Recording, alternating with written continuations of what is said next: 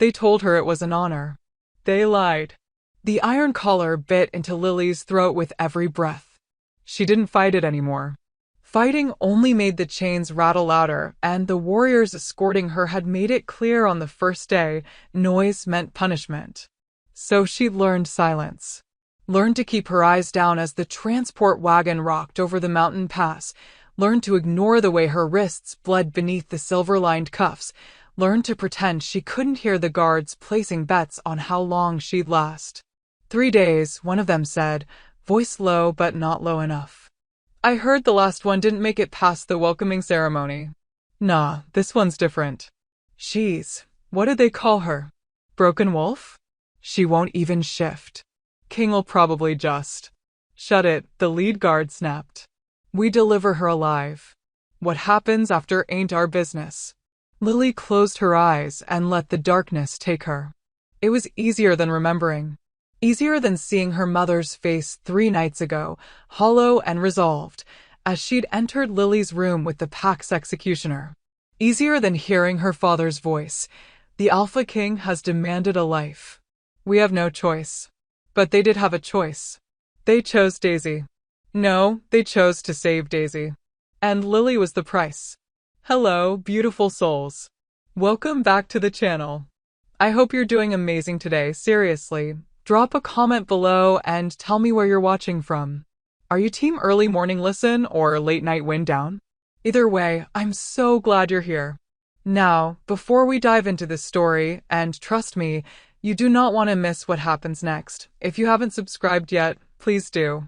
Hit that button, turn on notifications, because the twists in this one? Chef's kiss. You'll want to be here for every upload. Alright, let's get back to Lily, because her life is about to change in ways no one saw coming. The wagon stopped. Lily's heart lurched.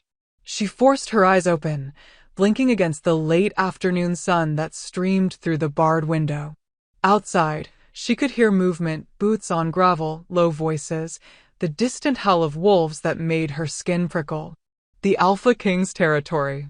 She'd heard the stories. Everyone had. The king was ancient, powerful, and utterly without mercy. His pack was the largest in the northern continent, his word was law, and his justice was swift. Alphas who defied him disappeared. Packs who insulted him were wiped from the maps. And sacrifices? They never came back. The door to the wagon swung open, flooding the space with light. Lily flinched, turning her face away as rough hands grabbed her arms and hauled her out. Her legs buckled. 3 days in chains had left her weak, but the guards didn't care. They dragged her forward, boots scraping over stone as they pulled her toward the massive gates of the king's stronghold. It was bigger than she'd imagined. The outer walls were obsidian black, towering 50 feet high and carved with ancient runes that seemed to pulse with a life of their own. Beyond the gates, she could see the sprawl of the territory, stone buildings, training grounds, forests thick with shadow. And at the center of it all, rising like a monument to power itself, was the Alpha King's Hall. Lily's breath caught.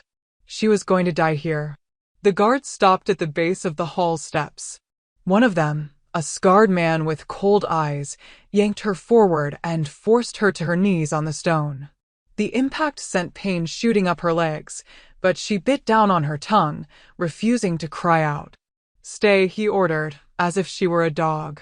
Then they left. Lily knelt there, trembling as the sun dipped lower and the shadows grew long. Around her, she could feel eyes watching, pack members lingering near the hall, whispering, judging. She caught fragments of their words. Another one? Looks half dead already. Why does he even bother? Shame burned through her chest, hot and acidic. This was what she'd become. Not a daughter. Not a pack member. A sacrifice. Her wolf stirred faintly in the back of her mind, weak, fragmented, barely there. It had always been that way. While other wolves in her pack had shifted for the first time at 13, Lily's wolf had never fully emerged. She could feel it, sense it, but it remained locked away, incomplete. Her father had called her broken. Her mother had called her a burden. Daisy had called her, Nothing. Because Daisy never looked at her long enough to call her anything. Lily's throat tightened. She wouldn't cry. Not here. Not now. The doors to the hall opened. The sound was like thunder, deep, resonant, final. Lily's head snapped up despite herself, and her breath stopped. He stood at the top of the steps. The Alpha King. Even from a distance, his presence was overwhelming. Tall, broad-shouldered, moving with a predator's grace that made every instinct in her body scream run. His hair was dark, almost black, and his eyes. Lily's heart stopped. His eyes were gold. Pure, molten gold. And they were locked on her. The world seemed to tilt. Sound faded. The whispers of the pack, the rustle of wind through the trees, even her own heartbeat, all of it disappeared as the Alpha King descended the steps. Slowly. Deliberately. He didn't look away. Not once. Lily's chains suddenly felt heavier. The collar around her throat seemed to tighten. She wanted to lower her gaze, to show submission, but she couldn't. Something in those golden eyes held her frozen, pinned, seen in a way she'd never been seen before. He stopped 3 feet away. Up close, he was even more devastating. Power radiated from him in waves, thick and suffocating, the kind of dominance that made alphas kneel and wolves bare their throats. His jaw was sharp, his expression unreadable, and when he spoke, his voice was low and edged with something she couldn't name. Who sent you? Lily's mouth was dry. And my pack. Crescent Falls. Why? She swallowed, the collar biting deeper. You demanded a life. For peace. His gaze didn't waver. And they sent you. It wasn't a question. Shame flooded through her again, but she forced herself to nod. Yes, Alpha King. Silence. Then, so quietly she almost missed it, your name. Lily, she whispered. Something flickered in his eyes, something sharp and raw and almost pleased. But it was gone before she could be sure. He took a step closer, and Lily's wolf suddenly surged, throwing itself against the fragile walls of her mind with a desperation she'd never felt. Mate. No. No, that wasn't possible. Stand, the Alpha King said. Lily tried. Her legs shook, weak from days of confinement, and she barely made it halfway before her knees buckled again. She braced for the impact, but it never came. Strong hands caught her, steadying her, and Lily gasped as warmth flooded through her body. The Alpha King had moved faster than she could track, and now he was touching her, his hands firm on her arms, his scent cedar and smoke, and something wild wrapping around her like a living thing. Their eyes met, and Lily saw it. Recognition. Not surprise. Not confusion. Recognition.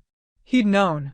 Take off her chains, the Alpha King said, his voice cutting through the stunned silence of the crowd. The guards hesitated. Alpha King, the protocols. Now. They scrambled to obey. The silver cuffs fell away first, clattering to the ground, and Lily hissed as blood rushed back into her wrists. Then the collar. The guard fumbled with the lock, and when it finally released, Lily dragged in a full breath for the first time in days. The Alpha King's gaze never left her face. You are not a sacrifice, he said, loud enough for everyone to hear. Lily's heart pounded. I don't understand. His lips curved into something that wasn't quite a smile. You're my Luna. The world exploded into chaos. What do you think? Did you see that coming? Drop a comment and let me know your theories, because trust me, this is only the beginning. And if you're loving this already, smash that subscribe button so you don't miss what happens next. This story is about to get wild. Now, shall we see what Lily does next? The declaration hung in the air like a blade. You're my Luna. Lily's mind went blank. Around her, the gathered pack erupted gasps, shouts, the scrape of boots on stone as wolves shifted their weight, uncertain whether to kneel or challenge. But none of it reached her. She stood frozen, the Alpha King's hands still steadying her, his golden eyes burning into hers with an intensity that made her wolf claw frantically at the surface. Mate, mate, mate, mate. No, Lily breathed. The Alpha King's expression didn't change. No, I'm not, her voice cracked. She tried to step back, but her legs wouldn't cooperate. I can't be your Luna. I'm broken. My wolf doesn't even. Your wolf is awake right now. Lily froze. He was right. She could feel it, her wolf, stronger than it had ever been, pushing against the barriers that had held it prisoner for years. It wasn't fully emerged, not yet, but it was there. Present. Furious. Ours, her wolf snarled. He is OURS. This is a mistake, Lily whispered, even as something deep in her chest pulled tight, anchoring her to the man in front of her. My pack wouldn't have sent me if I was. Your pack, the Alpha King interrupted, his voice dropping to something dangerously soft, sent you here in chains. Colored. Bleeding. His jaw tightened. Tell me, Lily, do you believe they knew what you were? She wanted to say yes. Wanted to believe her parents had made a terrible mistake, that they'd never have sacrificed her if they'd known she was destined to be a Luna. But the memory of her mother's hollow eyes rose in her mind, and the words died in her throat. They'd known she was different. They just hadn't cared enough to find out why. Alpha King Zane. The voice cut through the tension like ice. Lily's gaze snapped to the side, where a tall woman with silver-streaked hair and sharp features stood at the base of the steps. She wore the deep green robes of a high-ranking wolf, and her expression was carefully neutral. The Alpha King, Zane, Lily's mind supplied, didn't look away from Lily. Counselor Mara. Forgive the interruption, Mara said smoothly, though her eyes flicked to Lily with something that might have been calculation. But the pack is unsettled. Perhaps this discussion would be better held in private. The pack will settle, Zane said flatly. Of course. Mara's smile was thin. But traditions exist for a reason. A Luna must be tested, verified. The elders will want to convene, and the protocols. The protocols, Zane said, his voice cutting like a whip, were written for wolves who came willingly. Not ones delivered as sacrifices. He finally turned his head, pinning Mara with a look that made the older woman take an involuntary step back. She bears my mark already. The bond recognized her the moment she crossed into my territory. There will be no tests. Lily's breath caught. Mark. Zane's gaze returned to her, and this time there was something almost gentle in it. He released one of her arms and lifted his hand slowly, giving her time to pull away. When she didn't, he brushed his fingers against the left side of her neck, just below her ear. Heat flared under his touch. Lily gasped, her hand flying up to cover the spot. Beneath her palm, she could feel it, a faint, raised pattern that hadn't been there before. It didn't hurt. Instead, it hummed with warmth, pulsing in time with her heartbeat. How? The mate bond, Zane said quietly. It marks what belongs to it. Belongs. The word should have terrified her. Should have made her run. But instead, Lily felt something inside her shift and settle, as if a piece she hadn't known was missing had finally clicked into place. I don't understand, she whispered. If you knew I was your mate, why did you let them send me here like this? Why didn't you? Because, Zane said, and now there was an edge of something dark in his voice, if I had come for you before they revealed their true nature, you would never have believed me when I told you what they were. Lily's stomach dropped. What do you mean? He studied her for a long moment, and she had the unsettling sense that he was measuring how much truth she could handle. Finally, he said, your pack has been on the edge of rebellion for years. They refused tithes, ignored territorial boundaries, sheltered rogues. When I sent word that the disrespect would cost them a life, I knew exactly what they would do. You knew they would send me? I knew they would send the wolf they valued least. His eyes hardened. I did not know that wolf would be you until the bond confirmed it. But I suspected. Lily's knees threatened to give out again. You used me as bait. I gave them a chance to do the right thing, Zane corrected. They failed. The words hit like a physical blow. Lily's hands clenched at her sides, her nails biting into her palms. He was right, gods, he was right, and that somehow made it worse. Her pack had failed her. Her parents had failed her. They'd thrown her away to save the daughter they actually loved. Why Daisy? The question tore out of her before she could stop it. Why did they choose to save my sister and not me?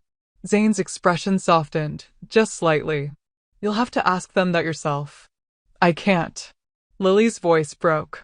They made it very clear I'm not welcome back. You were never going back.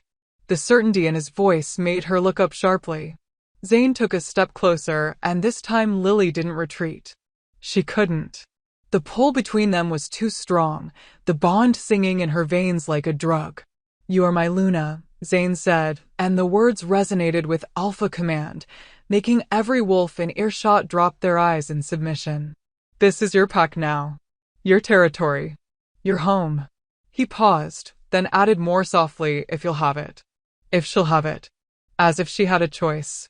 As if she could walk away from the one person who'd looked at her and seen something worth claiming. Lily's throat tightened. I don't know how to be a Luna. Then I'll teach you. I can't even shift properly. Your wolf is stronger than you think. It's been suppressed. Zane's gaze darkened. Deliberately, I suspect. Lily's blood ran cold. What? We'll discuss it later. Zane glanced over his shoulder at the still-watching pack, then back at Lily. Right now, you need food, rest, and healing. Mara. I'll prepare the Luna's quarters, Mara said quickly, though her tone suggested she wasn't thrilled about it. No, Zane's voice was firm. She stays in my quarters, where I can protect her. Mara's eyes widened. Alpha King, that's highly irregular. The bonding ceremony hasn't even. She stays with me. Each word was punctuated with alpha dominance that made even Lily's weak wolf whimper in submission. Is that clear? Mara bowed her head stiffly. Crystal, Alpha King. Zane turned back to Lily, and his expression gentled again, a shift so sudden it made her dizzy. Can you walk? Honestly? Lily wasn't sure. Her legs felt like water, her head was spinning, and the bond between them was pulling so insistently that she could barely think straight. But she nodded anyway. I think so. Good. Zane offered her his arm. Then let's get you inside. Lily hesitated for only a moment before slipping her hand into the crook of his elbow. The contact sent another wave of warmth through her, and her wolf practically purred. As Zane led her up the steps and into the hall, Lily caught fragments of whispers from the watching pack. Came in chains and left as Luna. Think she's really his mate? Crescent Falls is going to pay for this. That last one made Lily's stomach twist. She thought of her parents, her sister, the pack she'd grown up in. Would Zane really punish them? And more importantly, did she want him to? Inside, the hall was even more magnificent than she'd imagined. High ceilings carved with wolf motifs, tapestries depicting ancient battles, a massive fireplace crackling with flames that cast dancing shadows across the stone. But Lily barely saw any of it. She was too focused on putting one foot in front of the other, on not collapsing in front of the dozens of pack members who'd followed them inside. Zane guided her through the main hall and down a corridor lined with torches. Guards stood at attention as they passed, their faces carefully blank. Finally, Zane stopped in front of a heavy wooden door carved with runes similar to the ones on the outer walls. These are my quarters, he said, pushing the door open. For now, they're yours too. Lily stepped inside and stopped. The room was not what she'd expected. She'd imagined something cold, brutal, fit for a king who broke sacrifices. Instead, she found warmth.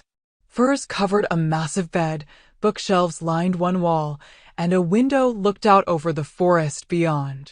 It was lived in, personal, safe. There's a bathing room through there, Zane said, nodding to a door on the left. And I'll have food brought up. You need to eat. Lily nodded mutely, still trying to process everything. Zane moved to the fireplace and added wood to the flames, his movements efficient and practiced. For a moment, they stood in silence. Then, Lily. She turned.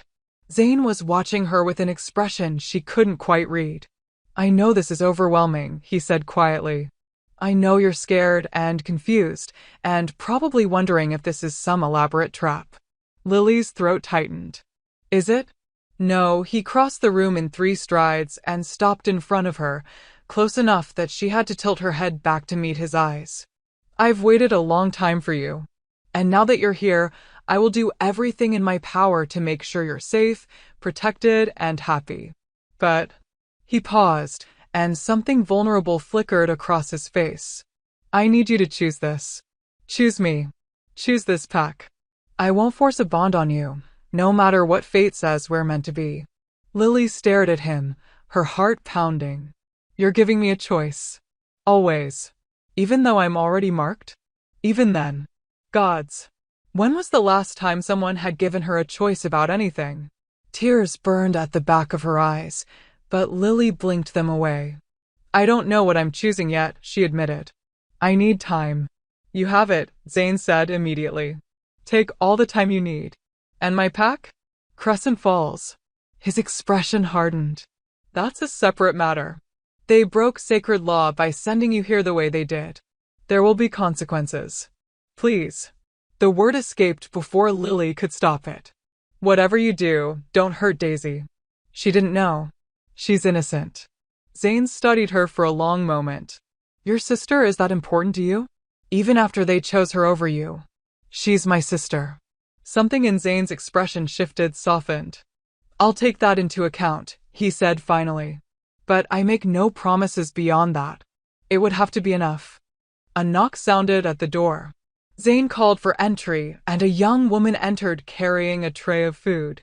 She set it on the table near the window, bowed to Zane, and left without a word. Eat, Zane said, gesturing to the tray. Then rest. We'll talk more tomorrow. Where will you sleep? Lily asked, suddenly realizing the problem. Zane's lips quirked. There's a couch. I'll manage. But, Lily. He met her eyes. I told you. You choose. That includes when or if you want me in that bed with you. Heat flooded her face. She looked away quickly, her heart racing for entirely new reasons. Thank you, she whispered. Always, Zane said again. And as Lily finally let herself sink into a chair and reached for the food, real food, not the scraps she'd been given during transport, she felt something unfamiliar bloom in her chest. Hope. Can you believe this? Zane is literally giving her choices after everything she's been through. Drop a comment and tell me what you think. Is he too good to be true, or is this the Alpha King we all needed? Lily woke to sunlight streaming through the window and the disorienting sensation of softness. For a moment, she couldn't remember where she was.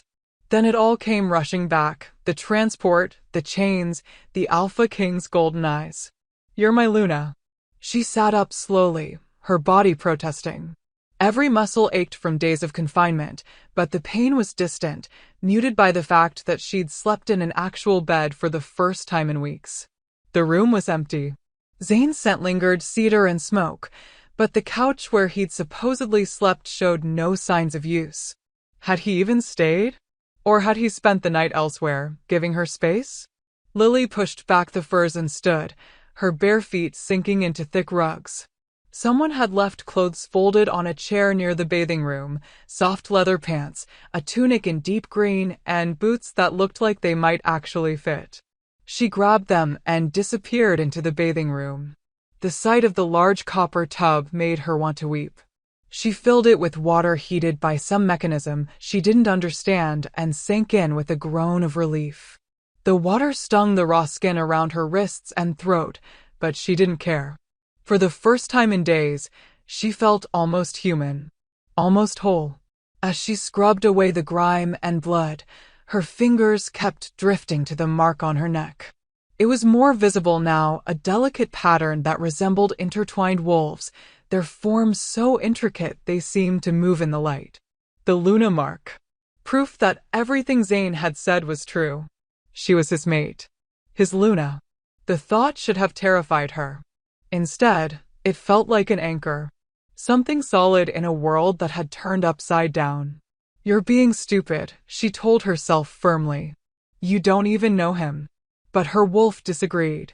Her wolf knew exactly who he was, and it wanted him with a ferocity that made Lily's hands shake. She finished bathing and dressed quickly. The clothes fit perfectly, hugging her curves in a way that made her feel both exposed and powerful. When she emerged from the bathing room, she found Zane standing near the window, his back to her. He'd changed too. Gone were the formal robes from yesterday. Now he wore simple black pants and a fitted shirt that did absolutely nothing to hide the powerful lines of his body. His dark hair was slightly damp, as if he'd bathed elsewhere. "You're awake," he said without turning. "How did you know?" "Your heartbeat changed." He glanced over his shoulder, and his eyes darkened as he took in her appearance. "The clothes fit." "Yes, thank you." Lily shifted her weight, suddenly self-conscious. "Did you sleep?" "Enough." He turned to face her fully. "How do you feel?" Honestly, Lily wasn't sure. Her body felt better fed, clean, rested. But her mind was a chaos of emotions she couldn't untangle. Confused, she admitted. Overwhelmed. "I keep thinking I'm going to wake up, and this will all be some fever dream." Zane's expression softened. "It's real." "I know." She took a breath. "What happens now?" "Now," Zane said, "I introduce you to the pack properly. And we begin your training." "Training? You're a Luna, Lily. That comes with responsibilities and power." He moved toward her slowly, as if approaching a skittish animal. "But first, I need to tell you something about your wolf." Dread coiled in her stomach. "What about it?" "Come here." Lily's feet moved before her brain could catch up. She crossed the room until she was standing directly in front of him, close enough to feel the heat radiating from his body. Zane reached out and placed one hand against her chest, directly over her heart. "Close your eyes," he said softly. "Why?" "Trust me." The word hung between them. Trust. Something Lily had stopped giving freely a long time ago. But something in Zane's voice, something honest and raw, made her obey. She closed her eyes. "Now," Zane said, "I want you to find your wolf. Not the fragment you've been feeling. The whole thing. I've tried that before. It doesn't. Because something is blocking it." His thumb pressed gently against her sternum. "Something artificial." Lily's eyes snapped open. "What?" Zane's jaw was tight. "Someone put a suppression charm on you. Probably when you were young, before your first shift. It's been strangling your wolf ever since." The room tilted. "That's not possible. My parents would never." But even as she said it, doubt crept in. Her parents had always treated her differently. Always looked at her like she was a disappointment. And her wolf had never emerged, not properly, despite every indication that it should have. "Can you remove it?" she whispered. "Yes, but it's going to hurt." "I don't care."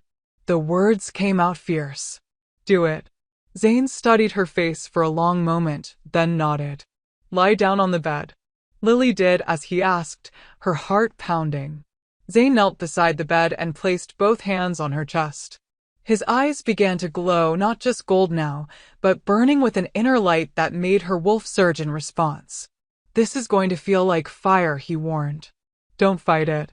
Before Lily could respond, heat exploded through her chest. She screamed. It felt like someone had shoved molten metal into her veins. The pain was everywhere, burning, tearing, breaking something that had been lodged inside her for years. Lily's back arched off the bed, her hands clawing at the furs, her wolf howling in a mixture of agony and rage. "Stay with me." Zane's voice cut through the pain. "I've almost got it." Lily couldn't answer. Couldn't breathe. The fire was consuming her from the inside out, and for a horrible moment, she was certain she was dying. Then something snapped. The pain vanished instantly, replaced by a rush of power so intense it stole her breath. Lily gasped, her eyes flying open, and the world suddenly looked different. Sharper. Clearer. She could hear everything, the guards talking 3 floors down, the wind in the trees outside, the rapid beat of Zane's heart. And her wolf. Oh gods, her wolf. It rose up inside her like a tidal wave, strong and whole and absolutely furious. Lily felt her bones begin to shift, felt the unfamiliar pull of transformation, and panic seized her. "Zane, let it happen," he said firmly. "Don't fight it." Lily didn't have a choice. The shift took her whether she was ready or not. Pain exploded through her body, but this was different from before. This was natural. Right. Her bones reformed, her muscles stretched, rippled across her skin. She fell off the bed and landed on 4 legs, gasping. She'd shifted. For the first time in her life, she'd shifted. Lily looked down at her paws, white as snow, tipped with silver claws, and felt something break open in her chest. Her wolf was beautiful. Larger than she'd expected, powerful, with eyes that she somehow knew were the pale blue of a winter sky. She raised her head and found Zane watching her with an expression of pure awe. "There you are," he said softly. Lily's wolf preened under his attention, tail wagging despite the overwhelming nature of everything happening. She took a tentative step forward, testing her new body. It felt incredible. Like she'd been wearing shackles her whole life and had finally broken free. "Can you shift back?" Zane asked. Lily focused, and the shift reversed more easily than she'd expected. Within seconds, she was kneeling on the floor in human form, naked except for the sheet Zane had thrown over her with supernatural speed. "I shifted," she breathed, wrapping the sheet around herself. "I actually shifted." "You did." Zane crouched in front of her, his eyes still glowing faintly. "And your wolf is magnificent." Tears burned Lily's eyes. Why would someone suppress her? Why would they? The door burst open. Lily's head snapped up as Counselor Mara strode in, her expression urgent. Behind her, 2 guards stood at attention. "Alpha King," Mara said, her voice tight. "We have a situation." Zane was on his feet instantly, his body shifting into a protective stance between Lily and the door. "What situation?" "A delegation from Crescent Falls has arrived at our borders." Mara's eyes flicked to Lily, something calculating in her gaze. "They're demanding the return of their pack member." Lily's blood turned to ice. "They claim," Mara continued, "that the sacrifice was made under false pretenses. That the girl sent was not authorized by pack law, and that her younger sister, the Alpha's true daughter, should have been the one offered." The room went silent. Lily couldn't breathe. Her parents were here. They'd come for her, but not to save her. To trade her. To take her back and send Daisy in her place. "No," she whispered. Zane's hands clenched into fists. "How many?" 15 wolves. Led by Alpha Marcus and his mate, Helena. Mara paused. "And the sister." "Daisy." Lily's heart stopped. "Daisy was here." "Tell them," Zane said, his voice dropping to something deadly, "that Lily is no longer a member of Crescent Falls. She is my Luna, and she stays." "They won't accept that without proof," Mara said. "They're already arguing that the bond is fabricated, that you've coerced her. Then they can see for themselves." Zane turned to Lily, his expression softening. "If you're ready." Was she ready? To face her parents? To see Daisy? No. Gods, no. But she didn't have a choice. "I'll go," Lily said, forcing herself to stand despite her shaking legs. "But I need clothes first." 10 minutes later, Lily stood at Zane's side as they descended the main steps of the hall.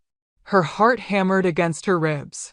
Ahead, gathered at the base of the steps, stood 15 wolves from her former pack. And at the front, her mother. Helena looked exactly as Lily remembered. Tall, elegant, with dark hair swept into a perfect knot and eyes that could freeze fire. Beside her stood Marcus, Lily's father, his alpha aura pressing against the space around him. And between them, Daisy. She looked terrified. "Lily," Helena said, and hearing her mother's voice after everything felt like a knife to the chest. "Thank the goddess you're alive." The concern in her voice would have sounded genuine to anyone who didn't know better. Lily did know better. "Why are you here?" Lily asked, pleased when her voice came out steady. To bring you home, of course. Helena took a step forward, but Zane's growl stopped her cold. She glanced at the Alpha King, then back at Lily. Sweetheart, there's been a terrible mistake. Your father and we didn't know the Alpha King would actually accept the sacrifice. We thought he was testing us, that if we showed willingness, he'd refuse and demand something else. Lies. All lies. You put her in chains, Zane said, his voice cutting. You collared her with silver. Protocol, Marcus said quickly. We were following ancient tradition. We never intended. You intended to throw her away, Zane interrupted. And now that you've discovered she's my Luna, you want her back. So you can control her. Use her. Helena's expression hardened. With respect, Alpha King, you cannot know she's truly your Luna after only one day. The bond requires time to show them, Zane said to Lily. Lily hesitated only a moment before pulling aside the collar of her tunic. The Luna mark blazed against her skin, visible to every wolf present. Gasps rippled through the Crescent Falls delegation. Daisy's face went white. No, Helena breathed. No, that's not possible. Lily doesn't even have a wolf. She can't be. I do have a wolf, Lily said, and the strength in her voice surprised even her. I've always had one. You just made sure I couldn't reach her. Marcus's face went carefully blank. What are you talking about?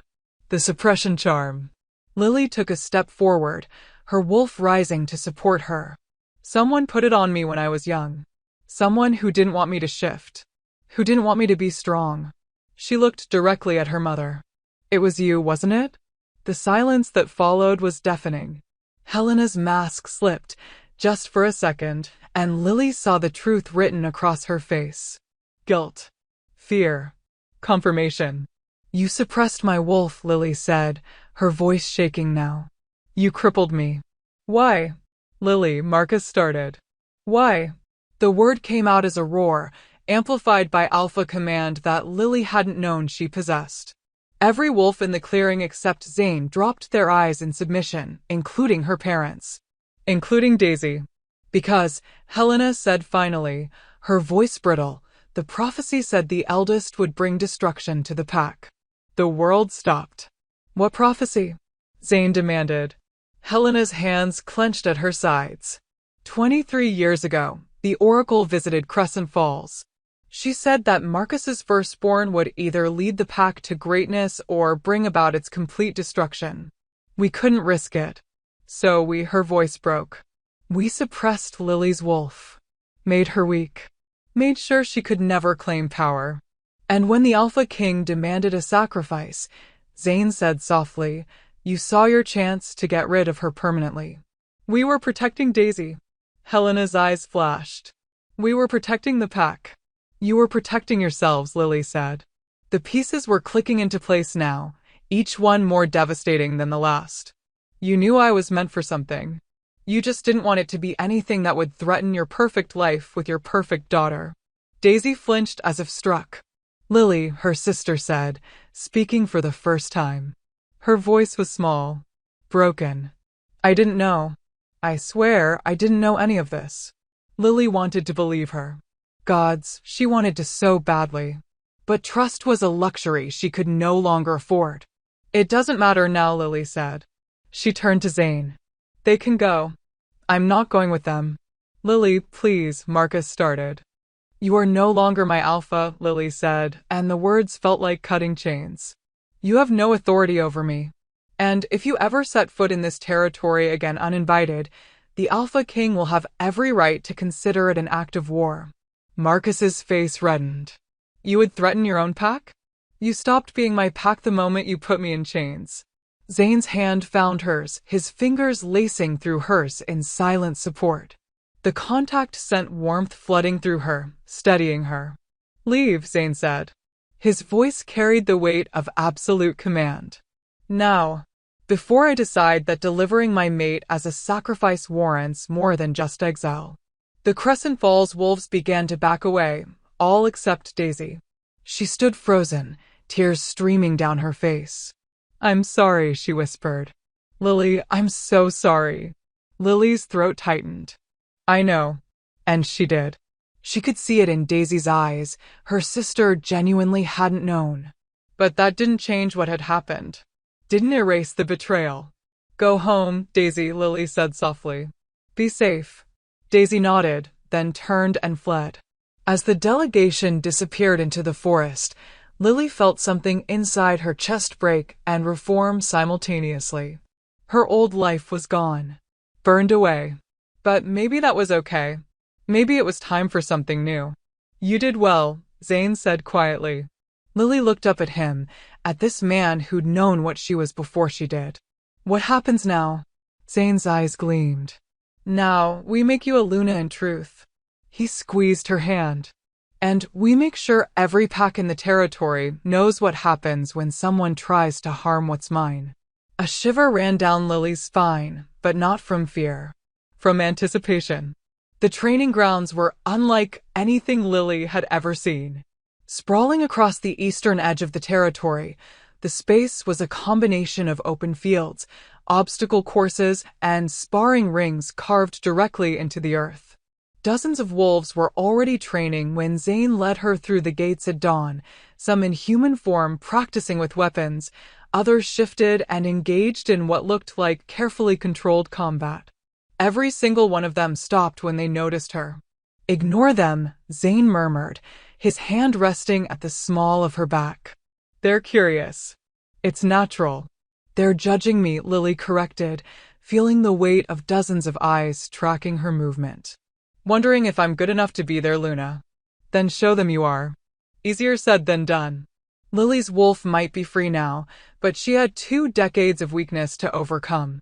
2 decades of being told she was broken, useless, less than. That kind of damage didn't heal overnight. Zane guided her to a private section of the training grounds, separated from the main area by a line of ancient oak trees. A woman waited there, tall and muscular, with short black hair and scars that tracked across her arms like badges of honor. Lily, Zane said, this is Kara, my head warrior. She'll be overseeing your combat training. Kara's dark eyes assessed Lily with an intensity that made her want to shrink back. But she forced herself to meet the warrior's gaze steadily. Alpha King, Kara said, her voice rough. With respect, I'm not sure I'm the right choice for this. The Luna needs someone who won't coddle her, Zane interrupted. Someone who'll push her to be as strong as she's capable of being. That's you. Kara's lips twitched. You want me to train her like I'd train any other wolf? Exactly like that. Even though she's only just learned to shift? Especially because of that. Kara studied Lily again, and this time there was something like approval in her expression. All right then. Let's see what we're working with. She gestured to the open space. Shift for me. Lily's stomach clenched.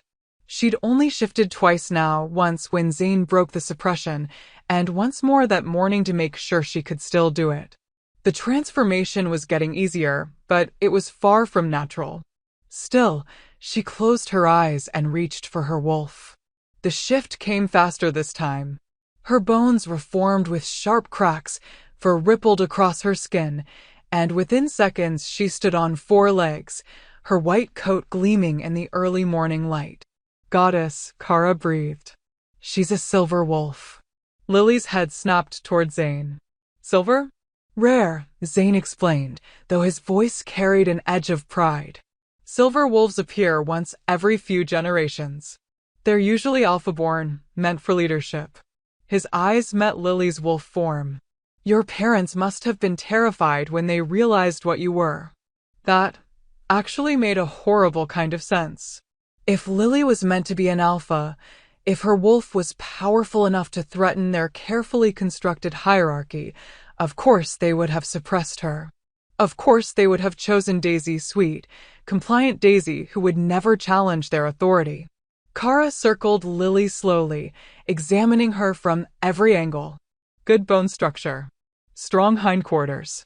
You'll be fast once you build up your endurance. She stopped in front of Lily. Shift back. Lily obeyed, the transformation leaving her slightly winded. Zane immediately draped a robe over her shoulders. Apparently he'd been prepared for this. Your wolf is impressive, Kara said bluntly. But right now you're weak. No muscle memory, no combat instincts, no idea how to use your body as a weapon. She crossed her arms. We're going to fix that. It won't be easy, and it won't be comfortable. Can you handle that? Lily lifted her chin. Yes. We'll see. Kara gestured to Zane. You can go, Alpha King. I'll have her back by midday. Zane hesitated, his eyes finding Lily's. You're certain? I'm certain, Lily said, more confidently than she felt. He studied her face for a moment longer, then nodded. If you need me, just call. The bond will let me hear you. The bond. Right. That was still something Lily was getting used to, the constant awareness of Zane's presence in the back of her mind, the way she could sense his emotions if she focused hard enough. After Zane left, Kara wasted no time. We'll start with basics. Your balance is off, probably from years of favoring your human form. We need to retrain your muscle memory. She pointed to a series of wooden posts driven into the ground at varying heights. Shift and run through those.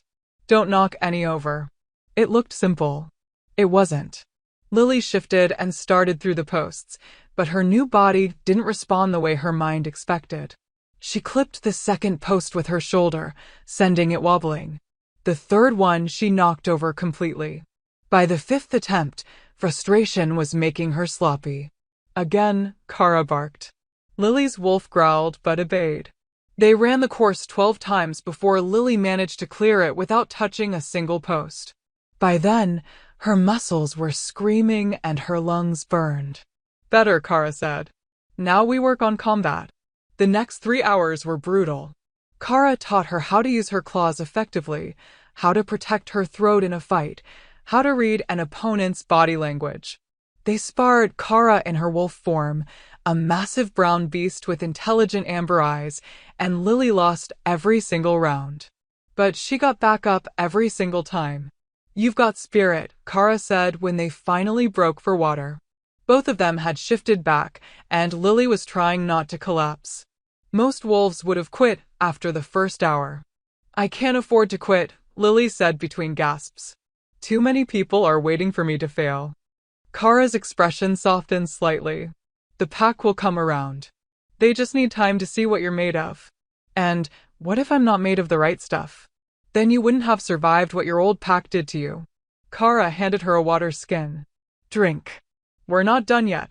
They spent the rest of the morning working on Lily's human combat skills, hand-to-hand, basic weapons, defensive techniques.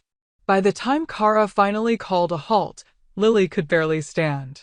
Same time tomorrow, Kara said. And Lily? You did good today. The praise, unexpected and genuine, made something warm bloom in Lily's chest. Zane was waiting when Lily limped back to his quarters.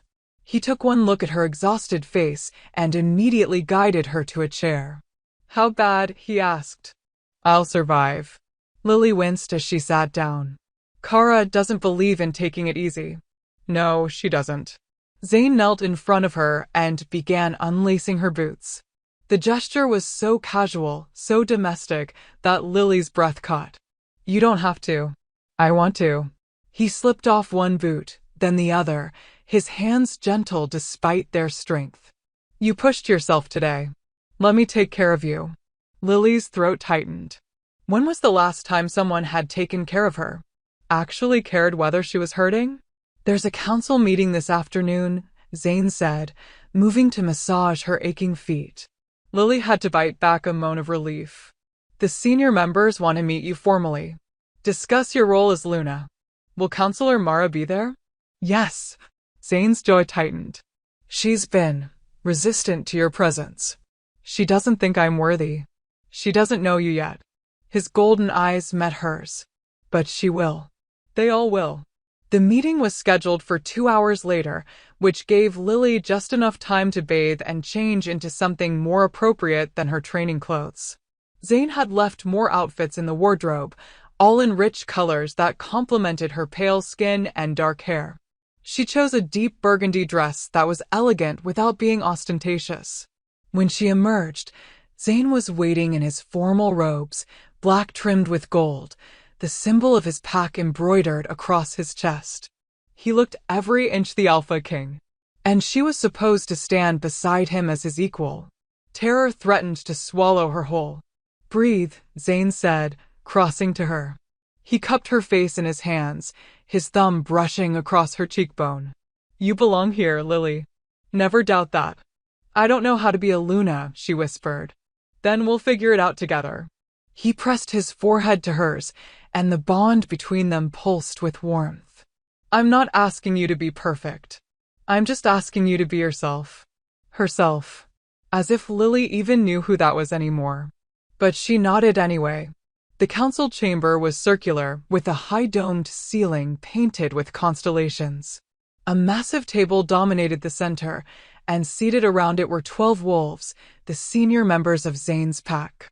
Counselor Mara sat at the far end, her expression carefully neutral. Conversation died the moment Lily entered. "Council," Zane said, his voice carrying the weight of command. "Allow me to formally introduce Lily, my mate, and your Luna."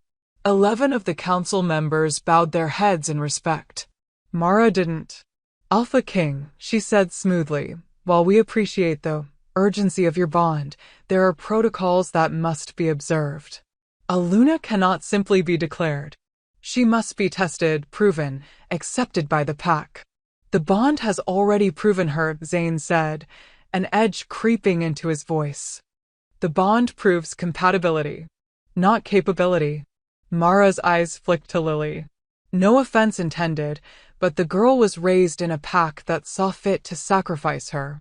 She has no training, no experience with leadership, and by all accounts, her wolf was dormant until days ago. "How can we trust her to lead beside you?" Murmurs rippled through the council. Lily's hands clenched under the table. Every word was true. Every doubt was justified. She wasn't ready for this. But then she felt it, Zane's presence in her mind, steady and certain. "You're stronger than you know." Lily lifted her chin. "You're right, counselor. I wasn't raised to be a Luna. I was raised to be invisible." She met Mara's eyes. "But I learned other things. I learned how to survive when everyone wanted me to disappear. I learned how to endure pain without breaking. I learned that power doesn't always look like strength. Sometimes it looks like refusing to give up when giving up would be easier." She stood, and her wolf rose with her, lending her strength. "I don't know how to lead a pack yet," Lily continued. "But I'm willing to learn. I'm willing to work harder than anyone else in this room to prove I deserve to stand beside your Alpha King. And if that's not enough for you," she let her eyes sweep across the council, "then test me. Give me your trials. I'll face whatever you throw at me." Silence.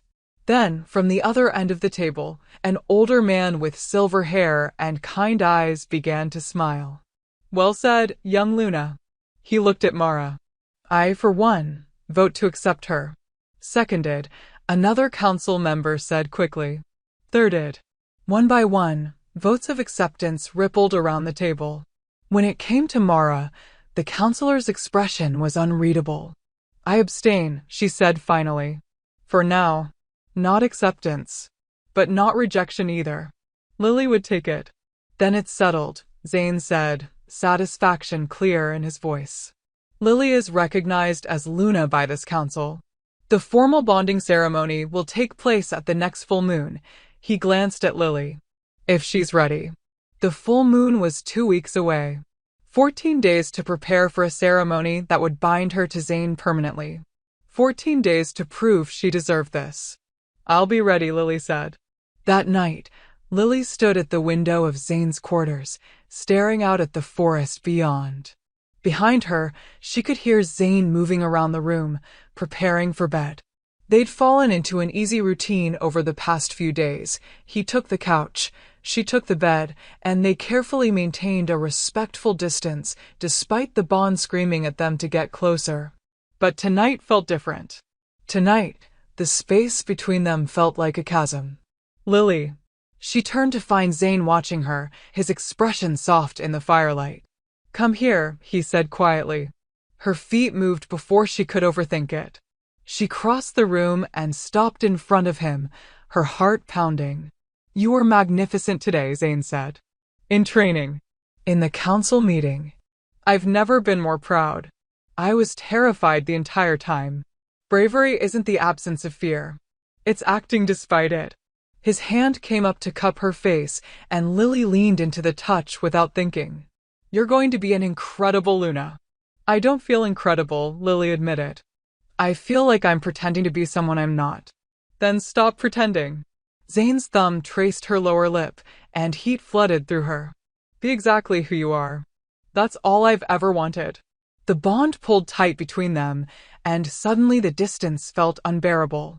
Lily's breath hitched as Zane leaned closer, his eyes dropping to her mouth. Tell me to stop, he murmured, and I will. But Lily didn't want him to stop.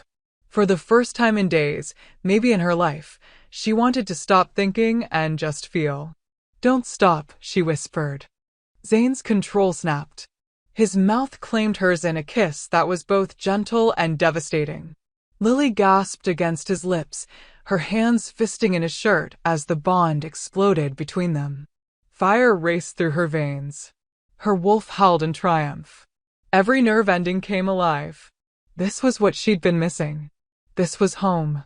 When they finally broke apart, both breathing hard, Zane rested his forehead against hers. Lily. A howl shattered the night. Not just any howl. An alarm. Zane's head snapped up, his body going rigid. Stay here. What's happening? I don't know. He was already moving toward the door. But another howl. Then another. The sound of running feet in the corridor outside. Someone pounded on the door. Alpha King. We're under attack. Lily's blood turned to ice. Attack? Zane yanked open the door. A young guard stood there, face pale. Who? Rogues, sir. At least 50 of them. They breached the eastern border. The guard's eyes flicked to Lily. And they're asking for the Luna. The room went silent. What? Lily breathed. They say, the guard swallowed hard. They say they've come to take back what was stolen. That the false Luna must answer for her crimes. Zane's eyes blazed gold. Get Kara. Mobilize the warriors. No one touches her. Yes, Alpha King. As the guard fled, Zane turned to Lily. The look on his face made her stomach drop. This isn't random, he said quietly. Someone sent them. Someone who knew exactly where you'd be. Lily's mind raced. My pack. You think Crescent Falls. I think, Zane interrupted, his voice deadly soft, that someone doesn't want you to become Luna. And they're willing to start a war to prevent it. From somewhere in the distance, the sounds of battle began to echo through the night. And Lily realized with sickening clarity that this was just the beginning.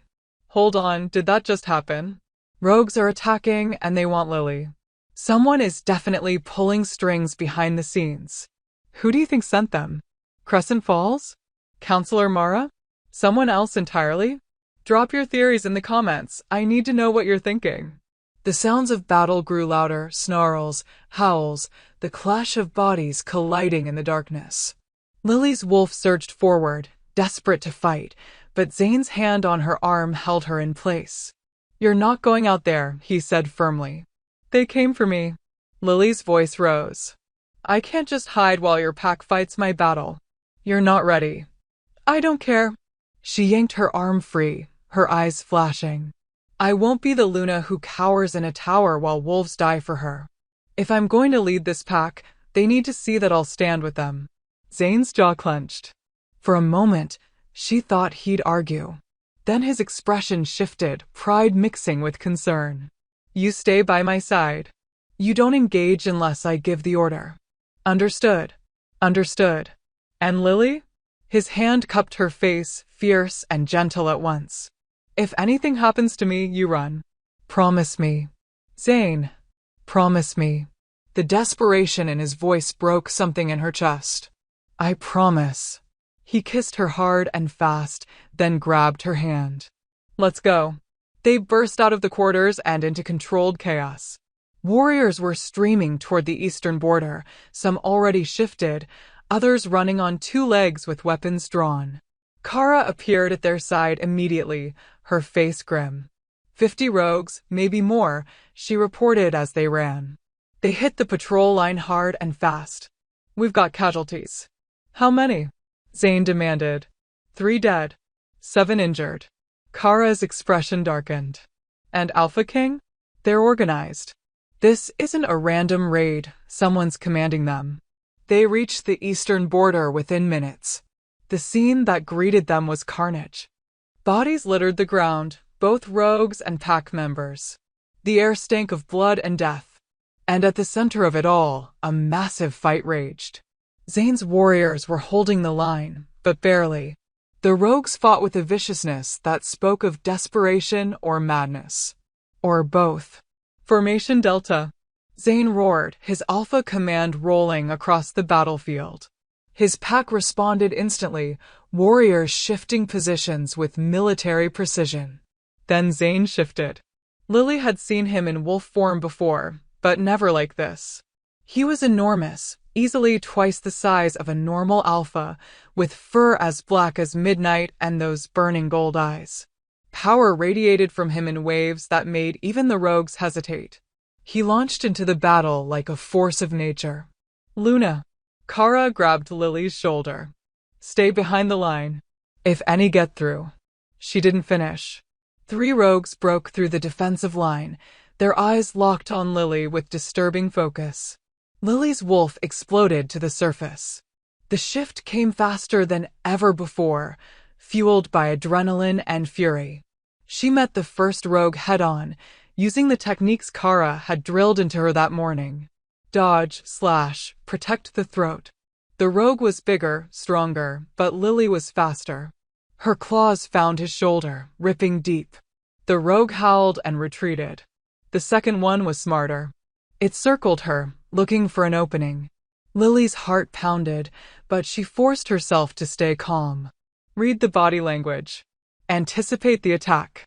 It lunged. Lily twisted aside and caught it across the ribs. Not a killing blow, but enough to make it think twice. The third rogue didn't attack. It spoke.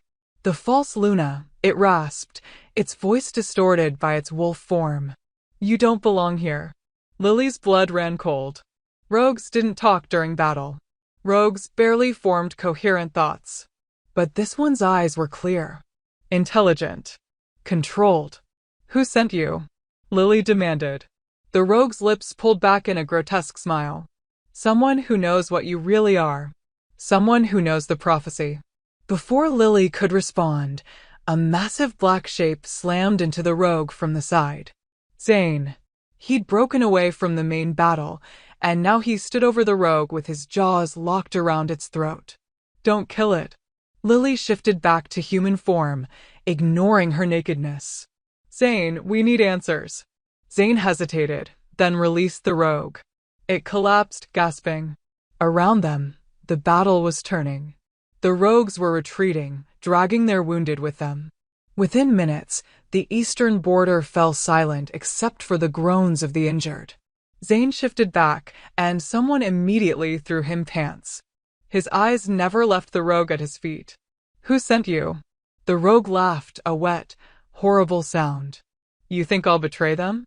You think I fear you more than I fear. Its words cut off in a gurgle. Blood poured from its mouth, and its eyes went wide with shock. Poison, Kara said grimly, kneeling beside the body. Embedded tooth. It triggered when it tried to talk. Lily's stomach turned. Someone sent them on a suicide mission. Not just someone. Zane's expression was thunderous. Someone with resources. Someone who could organize this many rogues and ensure their silence. His eyes met hers. Someone inside our world who wants you gone. The aftermath of the battle was a blur. Lily helped tend to the wounded, her newly awakened healing instincts guiding her hands as she cleaned wounds and offered comfort.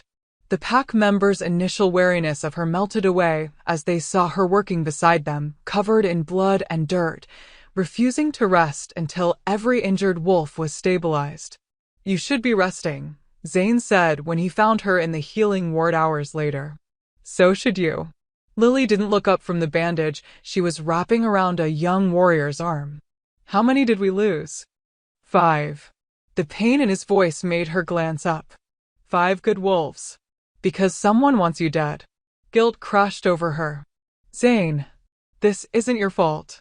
He crossed to her, his hand gripping her chin gently but firmly. Do you understand me? This is not your fault. But it was.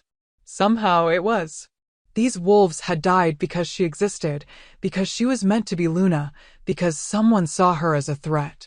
We need to talk, Zane said quietly. Privately. He led her back to his quarters, where someone had already lit the fire and laid out clean clothes. Lily changed quickly, her mind racing. When she emerged from the bathing room, Zane was standing by the window, his shoulders tense. Tell me about the prophecy, Lily said. Zane turned. What prophecy? The one the rogue mentioned. The one my mother talked about. Lily moved closer. You know something, don't you? For a long moment, Zane didn't speak. Then, 3 years ago, I received a vision from the Oracle. She told me that my Luna would come to me broken, betrayed by those who should have loved her. She said the Luna would be marked by prophecy, destined to either unite the packs or destroy them all. Lily's breath caught. Destroy them. The Oracle's visions aren't always clear. She said your power would be immense, but unstable. That depending on your choices, you could become the greatest Luna our world has ever seen. He paused. Or the catalyst that brings about the Second Great War. The room spun.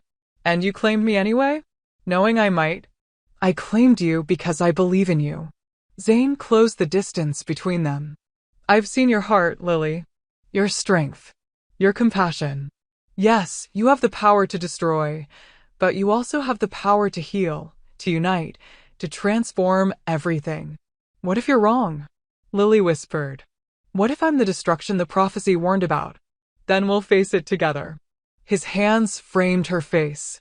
But I don't believe you are. Do you know why? She shook her head. Because the Oracle said one more thing. She said the true test would come when the Luna had to choose between vengeance and mercy, between destruction and forgiveness. His golden eyes bore into hers. And I've already seen you make that choice. When your pack came for you, you could have demanded their destruction. Instead, you protected your sister. You showed mercy. That was different. It was everything. Zane's thumb brushed away a tear she hadn't realized had fallen. You are not your prophecy, Lily. You are your choices. The words settled something inside her. But they didn't answer the bigger question. If you knew about the prophecy, Lily said slowly, then other people might know too. People who would want to stop it from coming true. Exactly what I was thinking. Zane's expression hardened. The question is who? And how much do they know? A knock at the door interrupted them. Kara entered without waiting for permission, her face urgent. We have a problem, she said. The dead rogues, we've been identifying them. Alpha King, one of them was from the Silverstone pack. Zane went very still.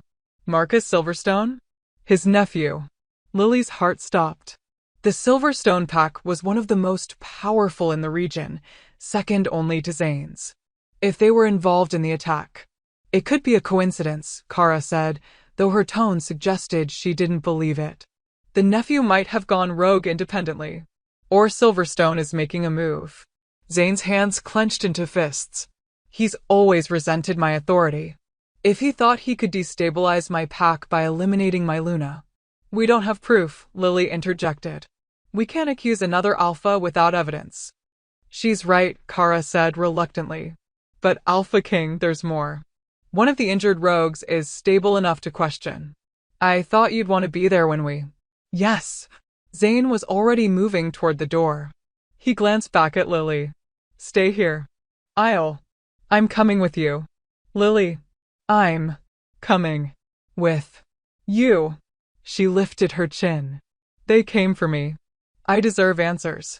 Zane studied her face, then nodded sharply. Stay close. The prisoner was being held in a reinforced cell beneath the main hall. When they entered, Lily's wolf immediately bristled. The rogue was a woman young, probably close to Lily's age, with matted brown hair and wild eyes. But those eyes cleared when she saw Lily. You, the rogue breathed. The silver wolf. Who are you? Zane demanded. The rogue's laugh was bitter. I'm no one. Just another pawn in their game. Whose game? The ones who want to control the prophecy. The rogue's gaze never left Lily. They're terrified of you. Of what you represent. Who are they? Lily pressed. I don't know names. I just know they have power. Influence. They've been planning this for years, ever since the Oracle first spoke of the Luna who would change everything. The rogue leaned forward as much as her chains would allow. But they made a mistake. They thought suppressing your wolf would be enough. They didn't count on the Alpha King finding you anyway. Ice flooded Lily's veins. My parents. Were they part of this? I don't know. The rogue's expression softened slightly. Maybe. Or maybe they were just pawns too, manipulated by wolves with bigger plans. Why tell us this? Zane asked suspiciously. Why betray whoever sent you? The rogue's smile was sad. Because I'm already dead. The poison's in my system, slower than the others, but it's there. I've got maybe a day before it reaches my heart. She looked at Lily again. I've done terrible things. Hurt innocent people. But before they found me, before they turned me into this. I had a sister too. And if I could save her by telling you the truth, I would. Tears burned Lily's eyes. There's a gathering, the rogue continued. 3 days from now at the Hollow Grounds. All the alphas who oppose your rise will be there. They're planning something big. That's all I know. The Hollow Grounds, Zane repeated, his voice deadly soft. That's neutral territory. Which means they can meet without breaking pack law, Kara finished. Alpha King, this could be a trap. Or it could be our chance to identify who's behind this. Zane looked at the rogue. Is there anything else? The rogue hesitated. Just, watch your back, Luna. Not everyone in your own pack is loyal. Someone inside is feeding information to your enemies. The words hit like a physical blow. A traitor. Inside Zane's pack. Who? Lily demanded. I don't know. I swear I don't know. The rogue slumped back. I've told you everything I can. As they left the cell, Lily's mind reeled. A conspiracy. A gathering of hostile alphas. A traitor in their midst. And at the center of it all her. The Luna who is either salvation or destruction. We go to the Hollow Grounds, Zane said as they climbed the stairs. But we go prepared. And the traitor? We root them out. His eyes flashed gold. No one threatens my Luna and lives. Later, as Lily tried to sleep, she couldn't shake the rogue's words. Not everyone in your own pack is loyal. Who? Counselor Mara, who'd been opposed to Lily from the start.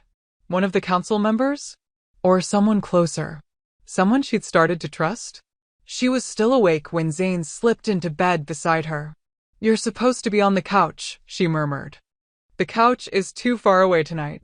His arms wrapped around her, pulling her against his chest. I need to know you're safe. Lily should have protested. Should have maintained the boundaries they'd carefully constructed. Instead, she turned in his arms and buried her face against his neck, breathing in his scent. I'm scared, she admitted. I know. His hand stroked through her hair. But Lily? I meant what I said. We face this together. Whatever comes, we face it together. She lifted her head to look at him, and the tenderness in his eyes nearly undid her. Zane. He kissed her. Slow and deep and full of promise. When they finally broke apart, both breathless, he rested his forehead against hers. At the next full moon, he said quietly, I'm going to ask you to complete the mate bond. To become my Luna in truth. No more waiting, no more distance. His eyes searched hers. Will you say yes? Lily's heart thundered. The mate bond. The final step. It would tie them together permanently, irrevocably. It would make her Luna in a way that no one could deny. Ask me again when the full moon rises, she whispered. And I'll give you my answer. But they both already knew what that answer would be. The 3 days before the gathering passed in a blur of preparation and paranoia. Lily threw herself into training with Kara, pushing her body past its limits. She needed to be ready, not just physically, but mentally. Every spar, every drill, every moment of pain was another step toward becoming the Luna this pack needed. But the shadow of the traitor hung over everything. Zane had quietly begun investigating his inner circle, watching for any sign of betrayal. Counselor Mara remained his primary suspect, but there was no proof. And without proof, they couldn't act. On the morning of the gathering, Lily stood before the mirror in Zane's quarters, barely recognizing the woman staring back at her. Gone was the broken girl who'd arrived in chains. In her place stood someone harder, sharper, someone who looked like she could be a Luna. "You ready?" Zane's voice came from behind her. Lily turned. He was dressed in formal black, his authority evident in every line of his body. But his eyes were soft as they traced her face. "No," Lily admitted. "But I'll go anyway. That's my girl." He crossed to her and pressed something into her hand. A silver dagger, small enough to conceal, but deadly sharp. "Just in case." Lily tucked it into the hidden sheath at her thigh. "You think it'll come to that?" "I think we should be prepared for anything." They were taking a small contingent: Zane, Lily, Kara, and 4 elite warriors. The hollow grounds were technically neutral territory, which meant weapons were forbidden and violence would violate ancient law. But as Zane had grimly pointed out, their enemies had already shown they didn't care about laws. The journey took most of the day. The hollow grounds were located deep in unclaimed territory, a massive clearing surrounded by ancient stones that hummed with old magic. By the time they arrived, the sun was setting, painting the sky in shades of blood and gold. Other packs were already there. Lily's stomach clenched as she recognized the banners. Silverstone Pack, Ironwood, Nightshade. At least 6 other powerful packs, all led by alphas who had reason to resist Zane's authority. And there, standing among them with cold satisfaction on her face, Counselor Mara. "Son of a bitch," Kara breathed. "She's the traitor." But Zane didn't look surprised. "I suspected," he said quietly. "I just needed to be sure." Mara's eyes met theirs across the clearing. She didn't look ashamed. She looked triumphant. "Alpha King Zane," a voice called out. A massive man with silver-streaked hair stepped forward, Marcus Silverstone, the Alpha Zane had mentioned. "How kind of you to join us." "Silverstone." Zane's voice was ice. "This gathering is illegal. You're in violation of territorial accords." "This is neutral ground," Silverstone countered. "We're simply discussing matters of mutual concern. Such as the prophecy you've been trying to hide." Silverstone's gaze shifted to Lily, and she fought not to shrink under the weight of his assessment. "The Luna who will either unite us or destroy us all. Did you really think we wouldn't find out?" "The prophecy is none of your concern," Zane said flatly. "It's every pack's concern when you claim a Luna who might bring about the Second Great War." This came from another alpha, a woman with ice-blonde hair. "You're gambling with all our futures, Zane." "I'm claiming my mate," Zane corrected. "As is my right." "Your right?" Silverstone laughed. "You speak of rights while hoarding power? You've held the Alpha King position for 30 years, Zane. 30 years of unchallenged rule. Maybe it's time for a change." Lily's blood ran cold. This wasn't just about her. This was a coup. "You want my position," Zane said softly. "Is that it?" "We want balance," the blonde alpha said. "A council of alphas sharing power equally. No more kings. No more single points of failure." Her eyes cut to Lily.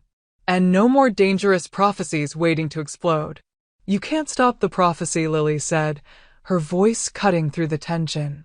All eyes turned to her. "Killing me won't change what's already been set in motion." "We're not going to kill you," Silverstone said, and his smile made her skin crawl. "We're going to offer you a choice." From the gathered alphas, 2 figures emerged. Lily's heart stopped. Her parents. Marcus and Helena walked forward, their faces carefully composed. But Lily could see the calculation in her mother's eyes, the ambition in her father's stance. "Mom?" Lily's voice cracked despite herself. "Dad? What are you doing here?" "Protecting you," Helena said, though the words rang hollow. Sweetheart, you're in over your head. You weren't raised for this. You're not strong enough to be Luna to the most powerful pack in the continent. But Daisy is, Marcus added. We made a mistake sending you first. But we can correct it. Lily couldn't breathe. What? The bond can be broken, Silverstone said. If both parties agree, if the Luna mark is removed before the full bonding ceremony, it's painful but survivable. You step down, return to your family, and your sister takes your place as Zane's Luna. You're insane, Kara snarled. We're practical, the blonde alpha corrected. Daisy was raised to be a Luna. Trained, educated, prepared. She doesn't carry the burden of prophecy. And with her as Luna, Zane maintains his mate, just a safer, more stable version. Everyone wins. Except Lily. Except the bond screaming in her chest, the wolf howling in rage, the connection to Zane that had become as vital as breathing. No, Lily said. Lily, please, Helena started. I said no. The word exploded out of her with alpha command she hadn't known she possessed. Around the clearing, wolves dropped to their knees involuntarily. Even some of the alphas swayed. I am Zane's mate. His true mate. You can't substitute my sister like I'm a broken piece of furniture. Can't we? Silverstone's smile widened. Tell me, little Luna, what happens if we take that choice away from you? He raised his hand. And from the trees, dozens of wolves emerged. Rogues, judging by their scent. But these were different from the ones who'd attacked before. These moved with military precision, surrounding Zane's small group in seconds. This is an ambush, Zane said, his voice deadly calm even as his body tensed for attack. You're breaking ancient law, Silverstone. Laws can be rewritten. Silverstone's hand dropped. Seize them. Everything happened at once. Zane shifted, his massive black form erupting with killing fury. Kara and the warriors followed suit. But they were outnumbered 10-1, and the rogues had clearly been trained. Lily reached for her wolf. And nothing happened. Panic seized her. She tried again, pushing harder, but it was like hitting a wall. Her wolf was there, she could feel it, but something was blocking the shift. Surprise, Mara said, appearing at Lily's side. The older woman held up a small vial. Wolfsbane vapor. Inhaled it when you arrived.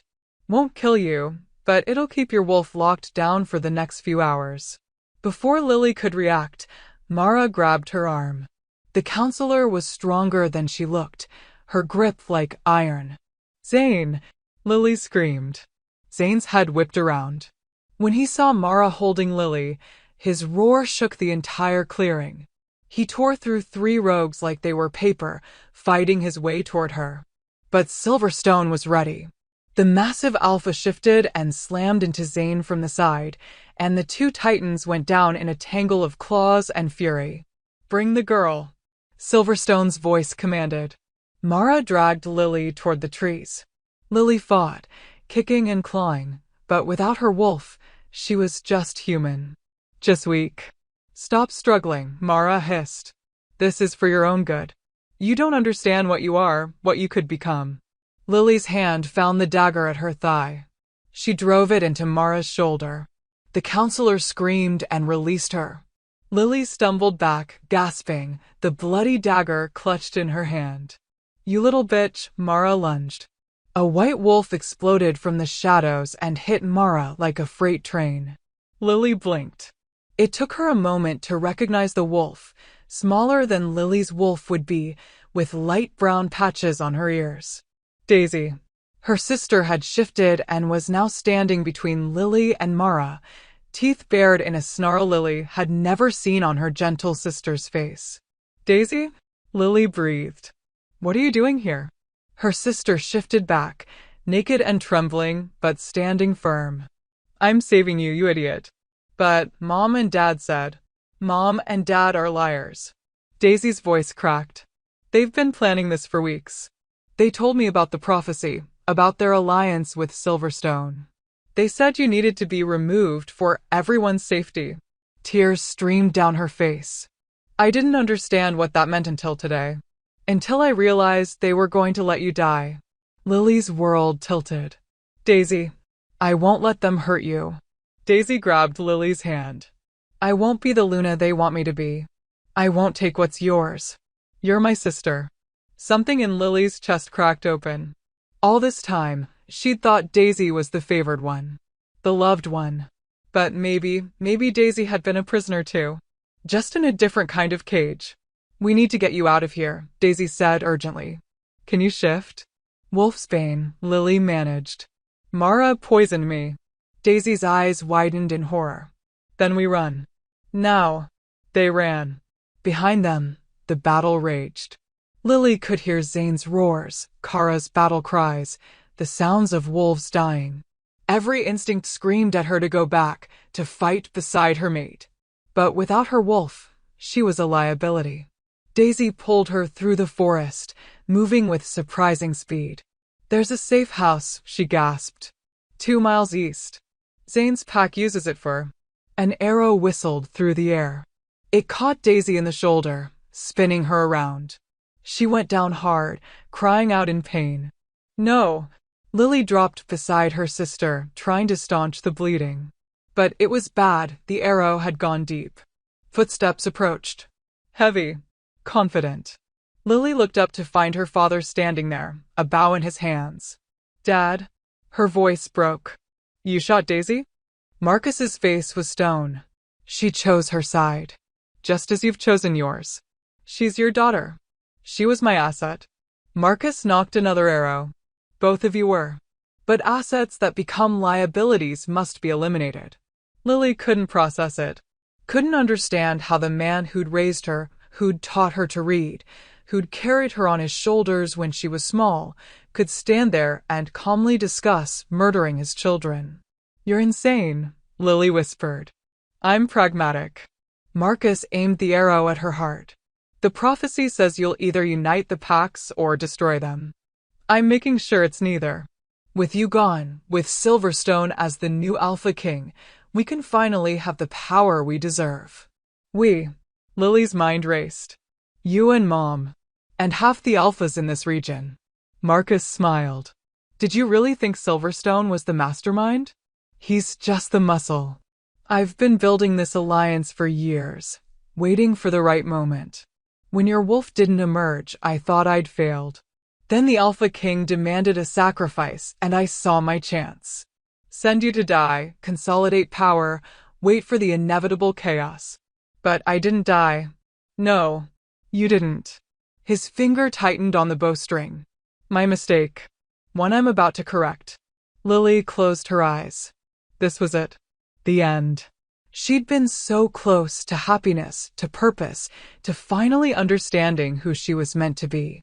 And now she'd die in the dirt, killed by her own father. A roar shook the forest. Lily's eyes snapped open just as a massive black shape burst from the trees. Zane, bloody, battered, but alive, hit Marcus like an avalanche. The bow went flying.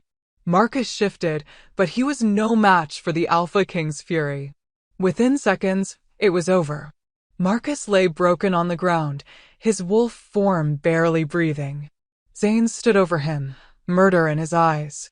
Zane, Lily called weakly. Don't. Please.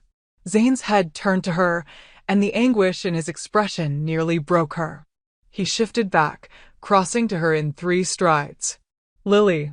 God's Lily. I'm okay. She wasn't. Nothing was okay. But she was alive. Daisy needs help. The arrow. I've got her. Kara appeared, already tending to Daisy's wound. The warrior's face was grim.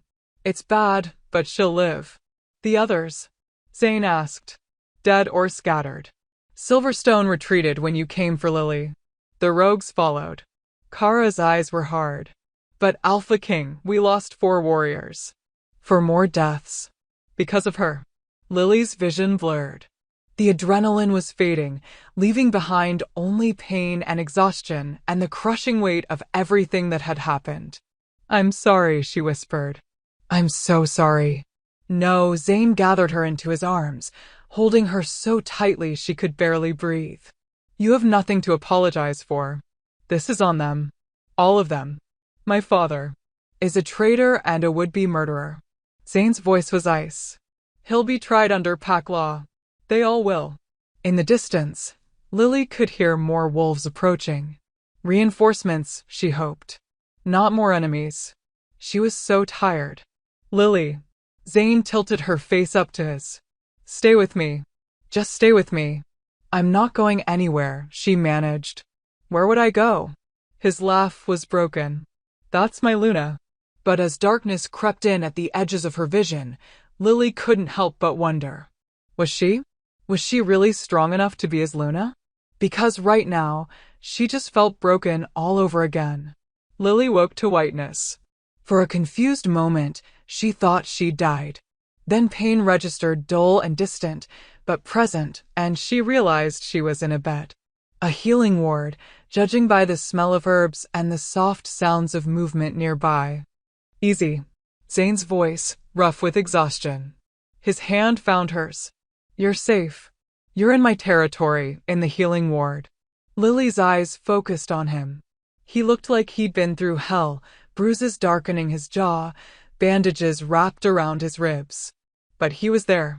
Solid. Real. Daisy, she croaked. Alive. Healing. The arrow missed anything vital. Zane's grip tightened. She saved your life, Lily. Stood between you and Mara even though she knew what it would cost her. Tears burned Lily's eyes. Where is she? 2 rooms over. She's been asking for you. And my parents? Zane's expression went hard. In custody. Your father will stand trial for treason, attempted murder, and conspiracy. Your mother as well. We found evidence she was part of the planning from the start. It should have hurt more. Should have devastated her. But Lily just felt numb. What about Silverstone? The other alphas? Silverstone fled to his territory. He's fortifying, preparing for retaliation. Zane's jaw clenched. The others scattered. But this isn't over, Lily. They made their move and failed, but they'll try again. Then we'll be ready. The words came out stronger than she felt. Will. No, Zane's voice was firm. I need to tell you something. And you're not going to like it. Dread coiled in her stomach. What? The full moon is tomorrow night. His golden eyes met hers. And I can't ask you to complete the bond. Not now. Not after everything you've been through. Lily's heart stopped. What are you saying? I'm saying you should go home. Back to, he stopped himself. Somewhere safe. Away from me. Away from this pack. Away from the prophecy and the politics and the wolves who want you dead. No. Lily. No. She tried to sit up, ignoring the pain. You don't get to make this decision for me. You promised me a choice, Zane. You promised. And I'm giving you one. You're trying to push me away. Tears were flowing now, hot and angry. After everything we've been through, after I've fought and bled and almost died for this pack, you want me to just walk away? I want you to be safe. Zane's control cracked. Do you understand what they'll do if you stay? They'll keep coming for you. They'll never stop. And I can't, his voice broke. I can't watch you die, Lily. I can't watch them destroy you. Understanding crashed over her. This wasn't rejection. It was fear. Lily reached up and cupped his face in her hands, forcing him to look at her. I'm not leaving. I'm not running. And tomorrow night, when the moon rises, you're going to ask me to complete the bond. Her voice was steady now. Strong. And I'm going to say yes. Lily. I'm not the broken girl who arrived in chains anymore, she continued. I'm not the sacrifice everyone wanted me to be. I'm your mate. Your Luna. And I choose you, Zane. I choose this pack. I choose this fight. No matter what it costs. For a long moment, Zane just stared at her. Then, slowly, he smiled, a real smile that made him look years younger. You're sure? I've never been more sure of anything.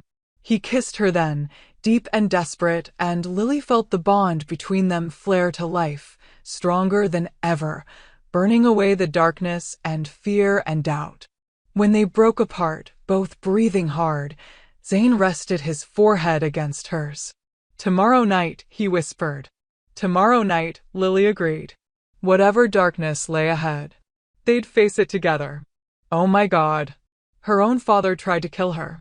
The day before the full moon dawned cold and clear. Lily stood at the window of Zane's quarters, watching the territory wake. Below, pack members moved through their morning routines, warriors heading to training, mothers corralling children, elders gathering near the central fire. A normal day on the surface. But tension crackled through the air like electricity before a storm. Everyone knew what tomorrow night meant. The bonding ceremony.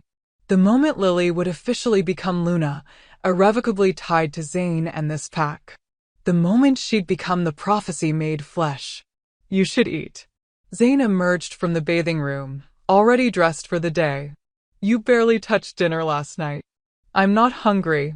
Lily turned to face him. I need to see Daisy. I'll take you. Zane crossed to her, his hand finding her waist naturally. The casual intimacy still made her heart skip. But Lily, don't expect miracles. Your sister is healing, but she's traumatized. What your parents did, what they tried to make her. I know. Lily leaned into his touch. But she stood between me and death. The least I can do is be there for her now. They found Daisy in the healing ward, sitting up in bed and staring out the window with hollow eyes. She looked smaller than Lily remembered, fragile in a way that had nothing to do with the bandages wrapped around her shoulder. Daisy? Lily said softly. Her sister's head turned, and for a moment, Lily saw a flicker of the girl she'd known. Then it was gone, replaced by something harder. You came, Daisy said. Not quite a question. Of course I came. Lily moved to the bedside, hyper-aware of Zane's standing guard by the door. How are you feeling? Like I got shot by my own father. The bitterness in Daisy's voice was jarring. How are you supposed to feel after that? Lily had no answer. She sat on the edge of the bed and, after a moment's hesitation, took Daisy's hand. Thank you. For saving me. For choosing. Don't. Daisy pulled her hand away. Don't thank me. I should have done it sooner. Should have stopped them months ago when they first started planning. You knew? For months. I suspected. Daisy's eyes filled with tears. They kept having secret meetings. Talking in hushed voices that would stop when I entered a room. I wanted to think it was pack business. That I was imagining things. Her voice broke. But deep down I knew. And I did nothing. You were scared. I was a coward. The words exploded out of her. You were my sister, and I let them sacrifice you. I let them put you in chains and send you away to die, and I did nothing. Daisy. I should have been the one they sent, Daisy continued, tears streaming down her face now. I'm the one they trained to be Luna. I'm the one who's supposed to be strong and brave, and she choked on a sob. But when it mattered, you were the strong one. You survived. You became everything they were afraid you'd be. Lily's throat tightened. All this time, she'd envied Daisy. Resented her. But her sister had been trapped in her own kind of cage, one built from expectations and manipulation, and the crushing weight of being the perfect daughter. It wasn't your fault, Lily said firmly. What they did, that's on them, not you. But I could have stopped it. No, you couldn't have. Lily grabbed Daisy's hand again, holding tight even when her sister tried to pull away. There are parents, Daisy. We're supposed to trust them, to believe they have our best interests at heart. How were you supposed to know they'd become monsters? Daisy's sobs intensified. Lily pulled her sister into her arms, careful of the wounded shoulder, and just held her. All the years of distance, of jealousy and resentment, seemed to dissolve in that moment. They were just two sisters who'd survived their parents' betrayal. What happens now? Daisy asked when she finally pulled back, wiping at her eyes. To them? To me? Lily glanced at Zane. He moved closer, his expression gentler than she'd ever seen it. Your parents will stand trial, he said quietly. Pack law is clear on treason and attempted murder. The sentence is typically death. Daisy flinched. But, Zane continued, that's for the council to decide. As for you, you're welcome to stay here as long as you need. You saved my mate's life. That earns you sanctuary in my territory. I can't go back to Crescent Falls, Daisy whispered. Can I? Not safely, no. Zane's jaw tightened. Your pack's leadership was complicit in the assassination attempt. Until we sort out who knew what, it's not safe for either of you there. So I'm homeless. Daisy's laugh was broken. The perfect daughter cast out. You're not homeless, Lily said firmly. You're with me. With us. And if you want, she looked at Zane again, silently asking permission. He nodded slightly. You can stay here. Permanently. Join this pack. Daisy's eyes widened. You do that? After everything. You're my sister. That doesn't change just because our parents are terrible people. Fresh tears spilled down Daisy's cheeks. I don't deserve. Yes, you do. Lily squeezed her hand. We both deserve better than what they gave us. So let's start over. Here. Together. For the first time since Lily had entered the room, Daisy smiled. It was small and fragile, but real. Okay, she whispered. Together. The rest of the day passed in a blur of preparation. The bonding ceremony was an ancient ritual requiring specific elements and precise timing. Lily found herself swept up in a whirlwind of tradition, learning the ceremonial phrases, being fitted for the Luna's ceremonial robes, receiving instruction from the pack elders about what the bond would feel like when it fully clicked into place. It's like dying and being reborn, one elderly woman explained, her eyes distant with memory. You'll feel your mate's soul merge with yours. His pain becomes your pain. His joy your joy. His life your life. And if something happens to him? Lily asked, though she wasn't sure she wanted the answer. The elder's expression grew somber. Then you feel it as if it's happening to you. That's the price of the Luna bond. You carry your mate's burdens as your own. Later, as the sun began to set, Kara found Lily in the armory. Shouldn't you be getting ready? The warrior asked, raising an eyebrow at Lily's choice of location. I am getting ready. Lily lifted the sword she'd been examining, a beautiful blade with a wolf's head pommel. I need to know I can protect him. Protect this pack. Being Luna isn't just about ceremonies and pretty dresses. Kara's expression shifted to something like respect. No, it's not. She moved to Lily's side, adjusting her grip on the sword. Your stance is still off. Drop your shoulder.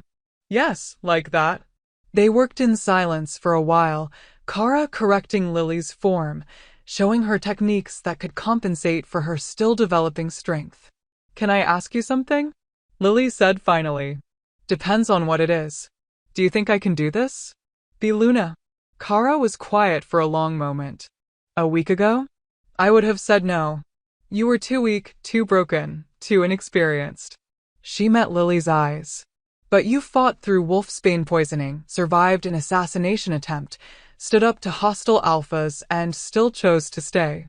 So yeah, I think you can do this. Even with the prophecy? Even knowing I might destroy us all? Kara's smile was sharp. Or unite the packs and bring about a new era of peace. The prophecy goes both ways, remember. And I've seen how you handle power, Lily. You don't hoard it.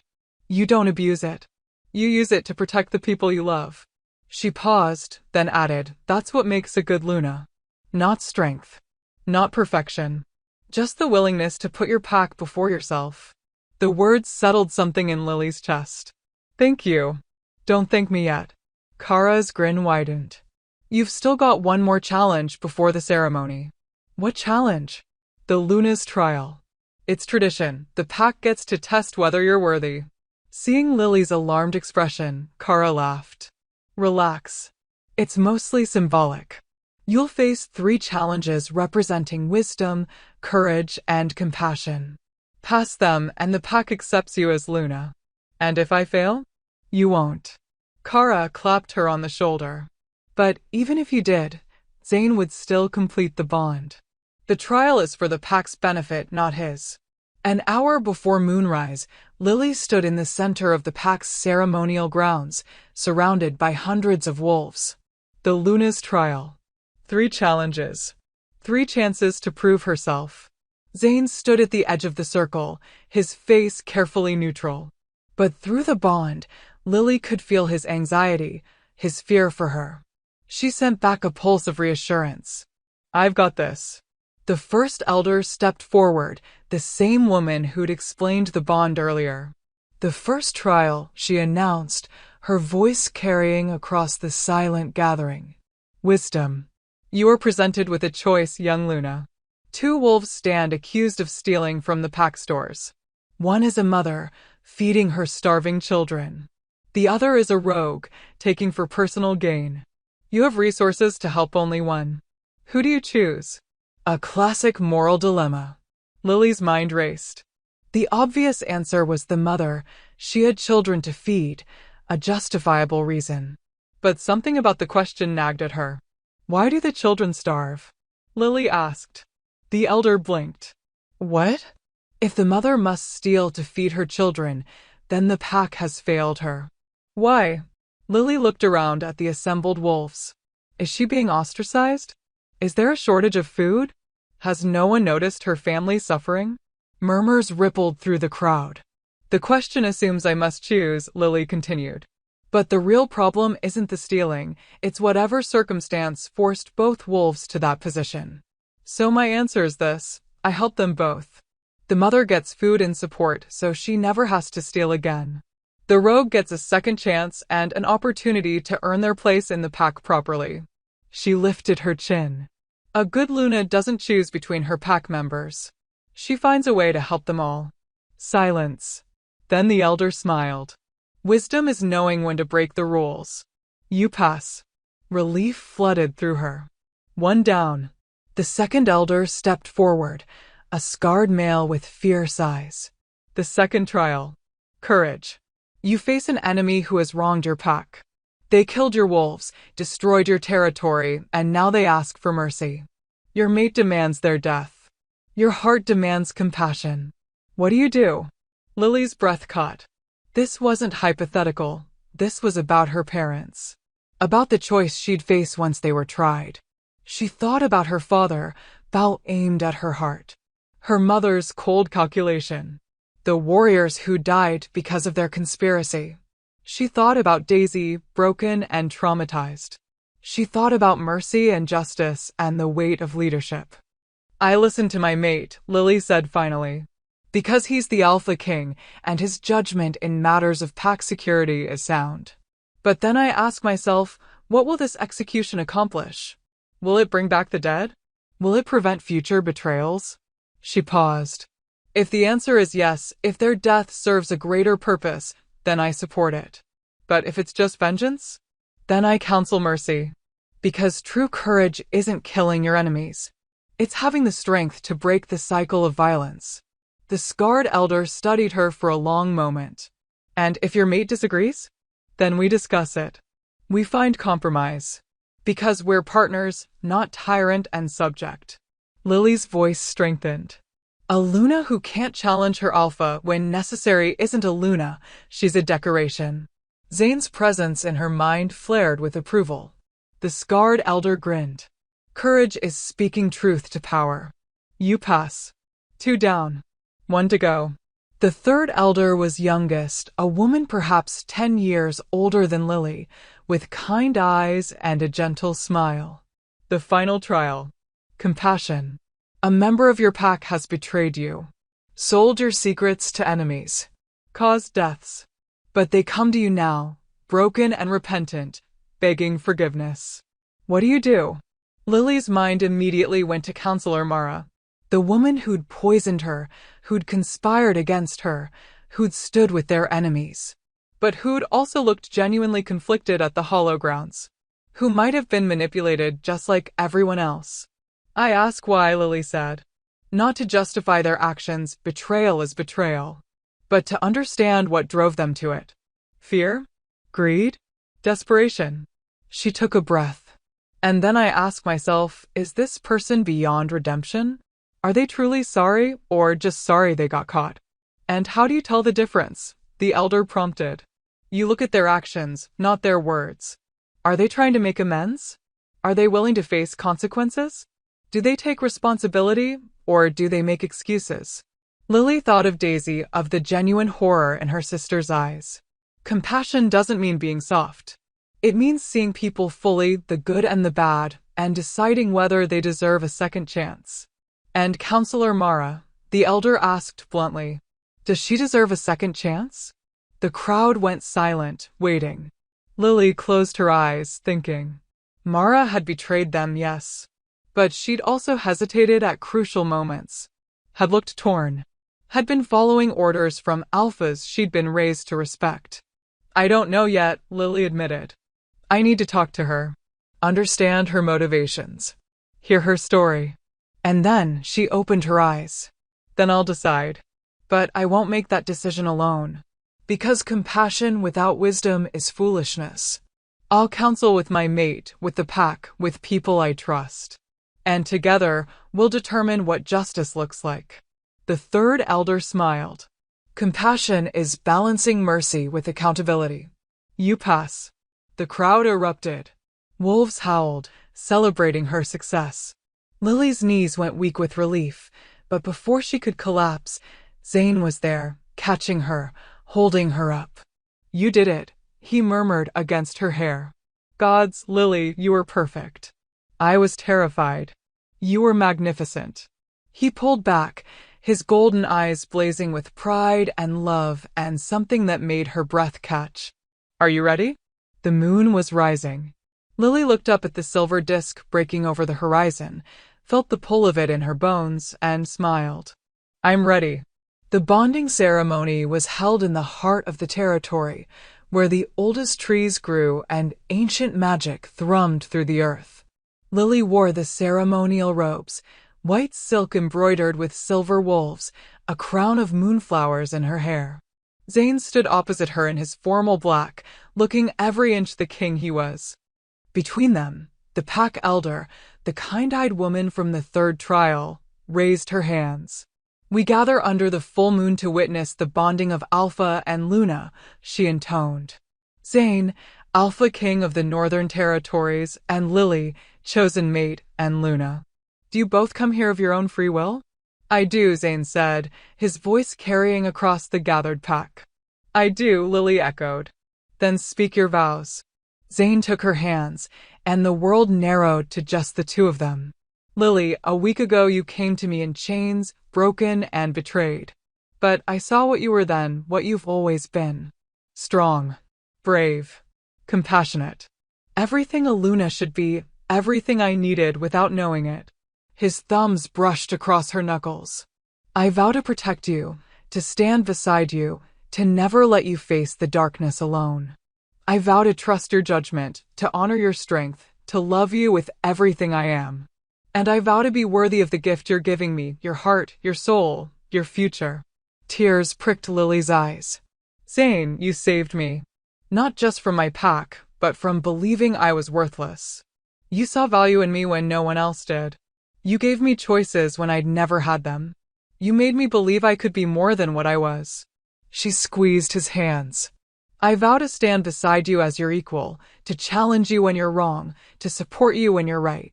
I vow to protect this pack with everything I have, to be the Luna they deserve, to make you proud. And I vow to love you with all my flaws, all my fears, all my heart for as long as we both live." The elder smiled. "Then by the power of the moon and the ancient laws of our kind, I bind you. Alpha to Luna, mate to mate, soul to soul." She placed their joined hands over a bowl of moonwater. "Drink and be one." They drank. The world exploded. Lily gasped as the bond, which had been a thread, a connection, suddenly became a torrent. Zane's presence flooded her mind, his emotions, his memories, his very essence merging with hers. She felt his love like a physical force, his fear for her safety, his pride in her strength, his absolute certainty that they were meant for this. And underneath it all, his wolf, ancient and powerful, reaching out to hers. "Mine," it growled. "Ours. Forever." Lily's wolf responded with a howl of pure joy, and suddenly she was shifting, her white fur gleaming in the moonlight. Beside her, Zane shifted too, and their wolves touched noses, then sides, then circling each other in a dance as old as time. The pack howled in celebration. When they finally shifted back, Lily found herself in Zane's arms, both of them laughing and crying and kissing like they'd never stop. "I love you," Zane said against her mouth. "I love you too," Lily gasped. Around them, the pack celebrated. Music started, food appeared, and soon the ceremonial grounds transformed into a festival of joy and life. But Lily barely noticed.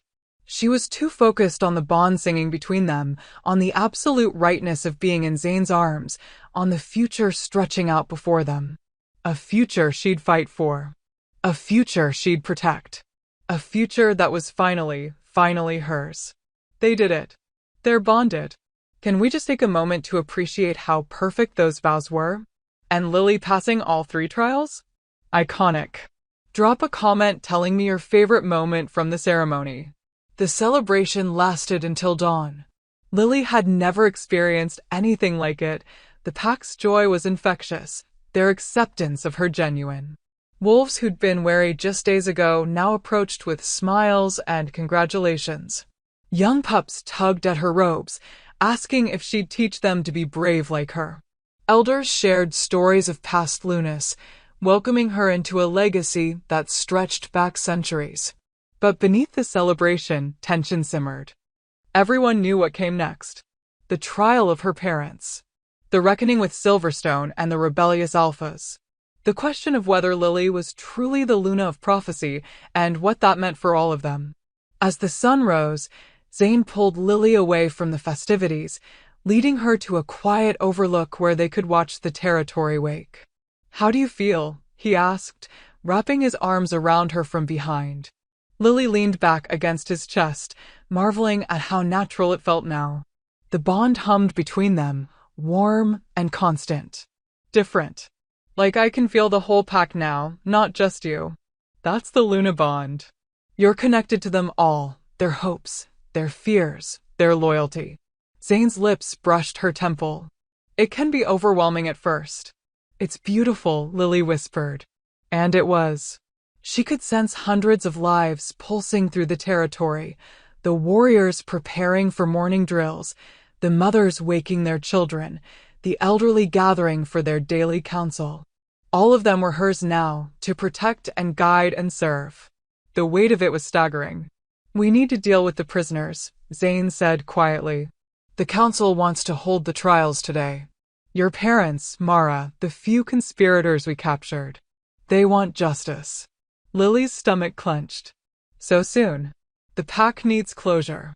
And we need to send a message. Betrayal has consequences." He turned her to face him. "But Lily, you don't have to be there. As Luna, you have the right to abstain from judgment when it involves family." "No," Lily straightened her shoulders. "I need to face them. Need to hear what they have to say." She met his eyes. "And I need to decide if I can forgive them." Forgiveness and justice aren't the same thing. "I know." Lily's voice was steady despite the tears threatening to fall. "But I need to try. For my own peace, if nothing else."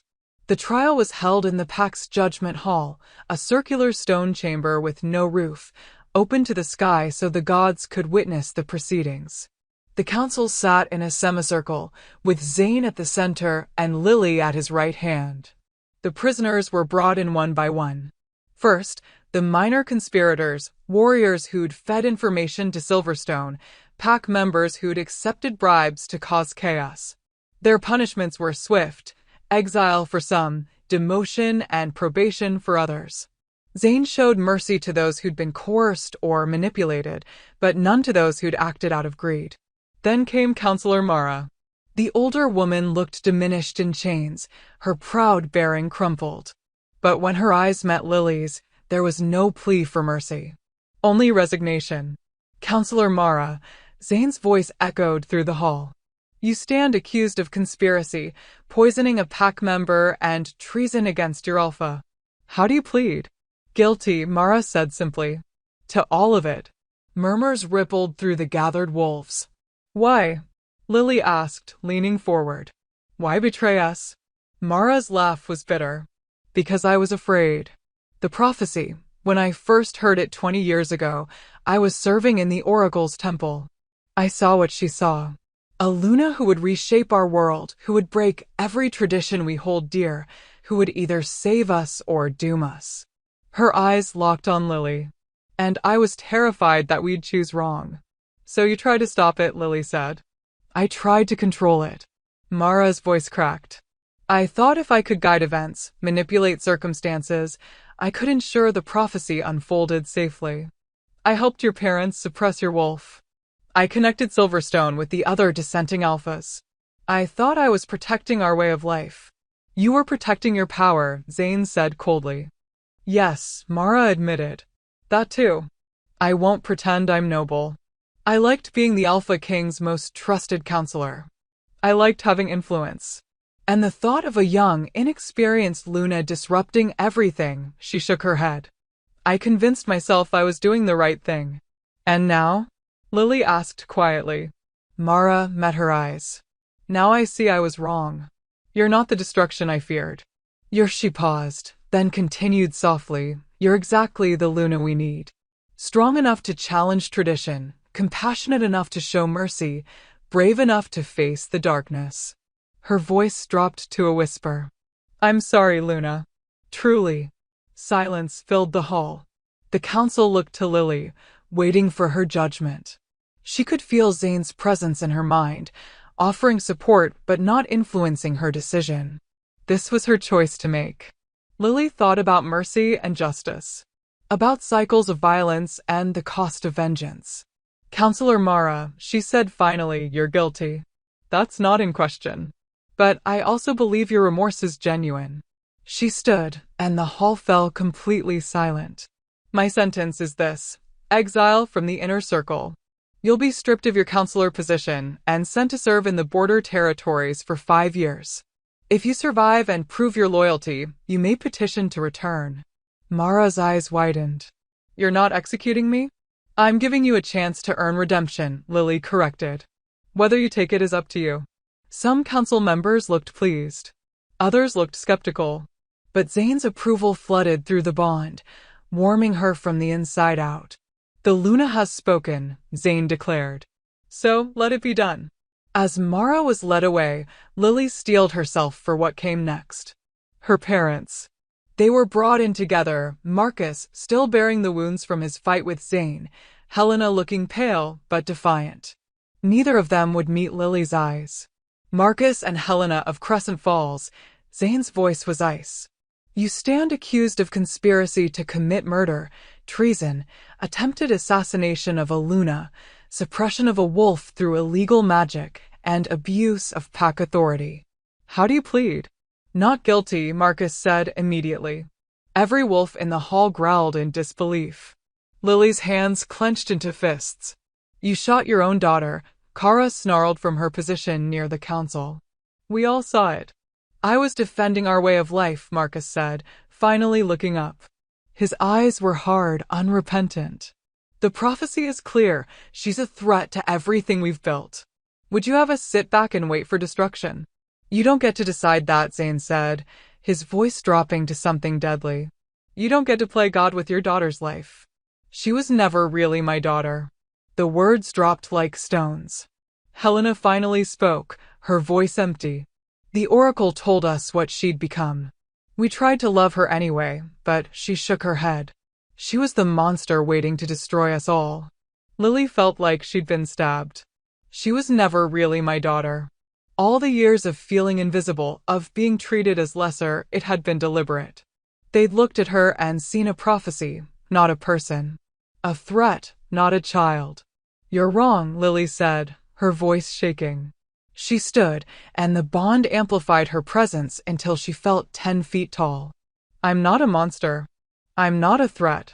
I'm your daughter, and you threw me away because you were too afraid to love me. Love. Marcus laughed harshly. What is love compared to the safety of thousands? You're young, naive. You don't understand what's at stake. I understand perfectly, Lily said. You're cowards. Both of you. You were given a daughter with incredible potential, and instead of nurturing it, you crushed it. Instead of trusting me, you betrayed me. And now you stand here and act like you're the victims. She moved closer to the prisoners, her wolf rising to the surface. You were never my parents. Parents protect their children. Parents choose their children. You chose fear. You chose power. You chose wrong. Helena's mask finally cracked. Lily, please. Don't. Lily's voice was sharp as broken glass. Don't pretend you care now. Don't pretend you did this for me. You did it for yourselves.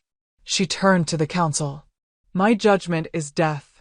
They've proven they'll never stop trying to eliminate me, and I won't risk this pack's safety or my sister's safety by showing mercy they don't deserve. The council rumbled approval. But Marcus wasn't done. You think you've won? He was laughing now, a horrible, broken sound. You think stopping us stops the prophecy?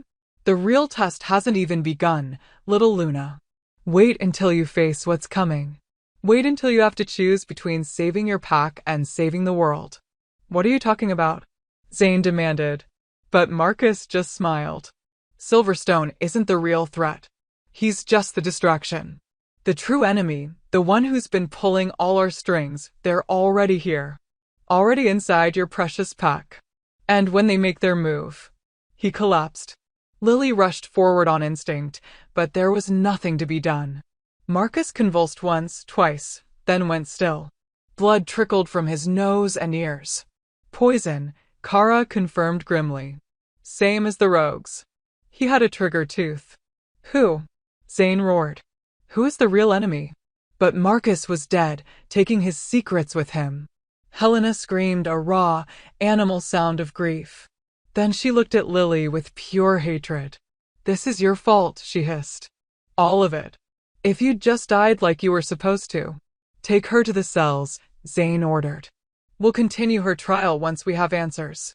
As Helena was dragged away, still screaming curses, Lily sank back into her chair. The hall erupted in chaos, council members demanding answers, warriors calling for immediate action, wolves panicking about hidden enemies. Through it all, Lily felt the bond steadying her. Zane's hand found hers under the table, squeezing tightly. We'll figure this out, his voice whispered through the bond. Together. But Lily couldn't shake Marcus's words. The true enemy, they're already here. The investigation began immediately. Zane mobilized his best trackers, interrogators, and strategists. Every wolf who'd had contact with Marcus or Silverstone was questioned. Every secret meeting, every suspicious behavior, every possible lead was pursued with ruthless efficiency. But they found nothing. Whoever was pulling the strings had covered their tracks perfectly.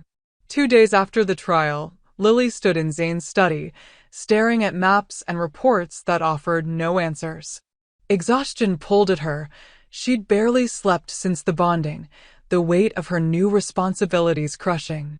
You need to rest, Kara said from the doorway. I need to find the traitor, Lily corrected. You need to rest so you don't collapse, Kara countered. She moved into the room, her expression softer than usual. Luna, you've been running on fumes for days. Your wolf needs recovery time. Your body needs sleep. You can't protect the pack if you're dead on your feet.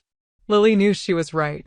But every time she closed her eyes, she saw Marcus's smiling face as he warned of what was coming. How do we fight an enemy we can't identify? She asked quietly.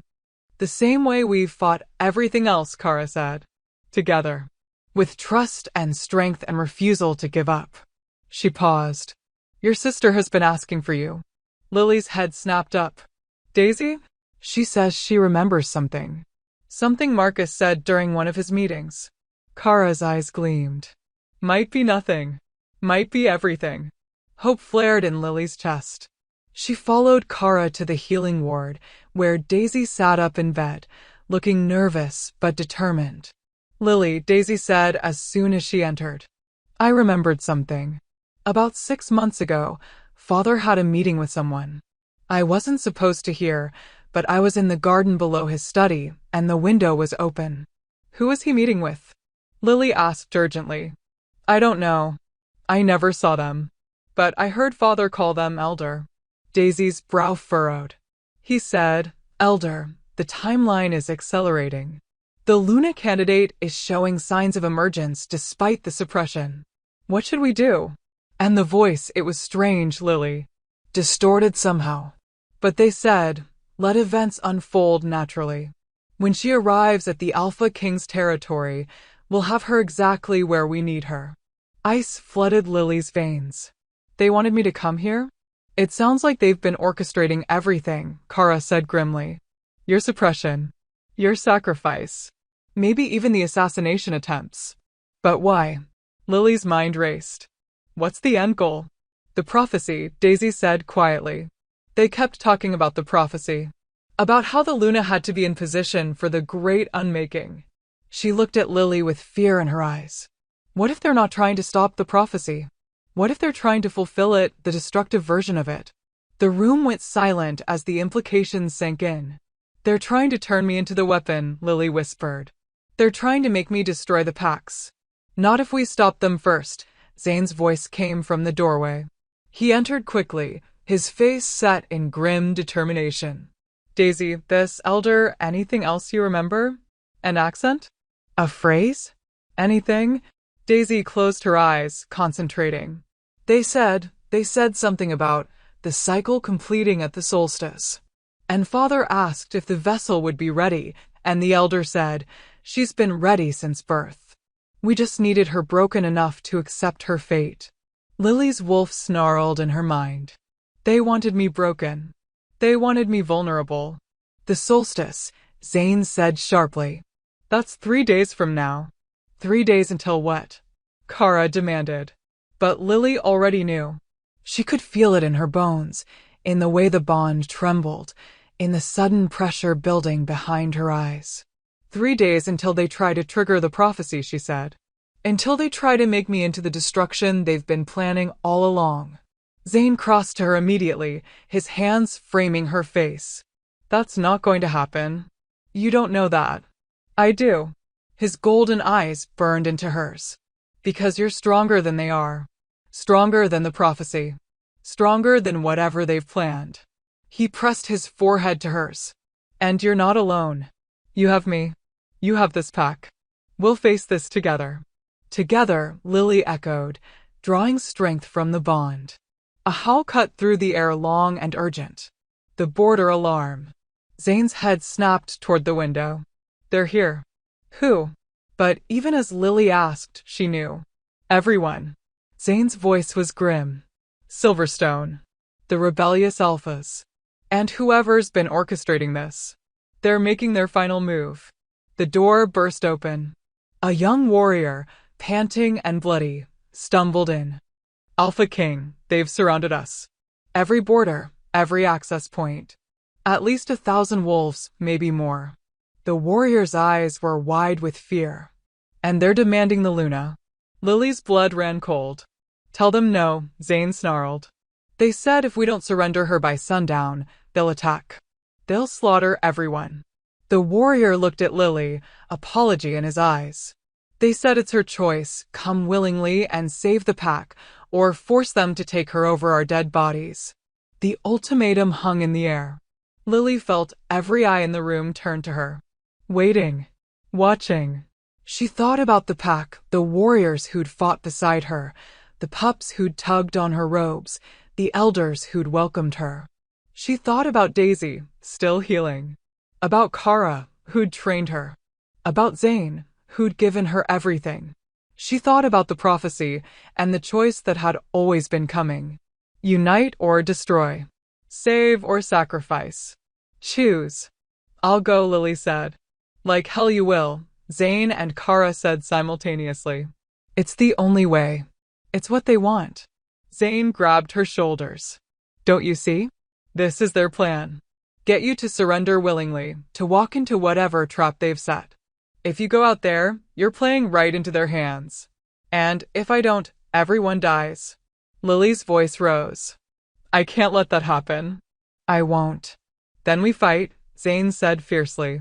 We defend our territory, we protect our Luna, and we show them that threatening this pack was the last mistake they'll ever make. We're outnumbered 10-1, the warrior said quietly. Then we make sure every one of our wolves counts for 10 of theirs. Zane's alpha command rolled through the room, making everyone stand straighter. Mobilize the warriors. Fortify the barriers.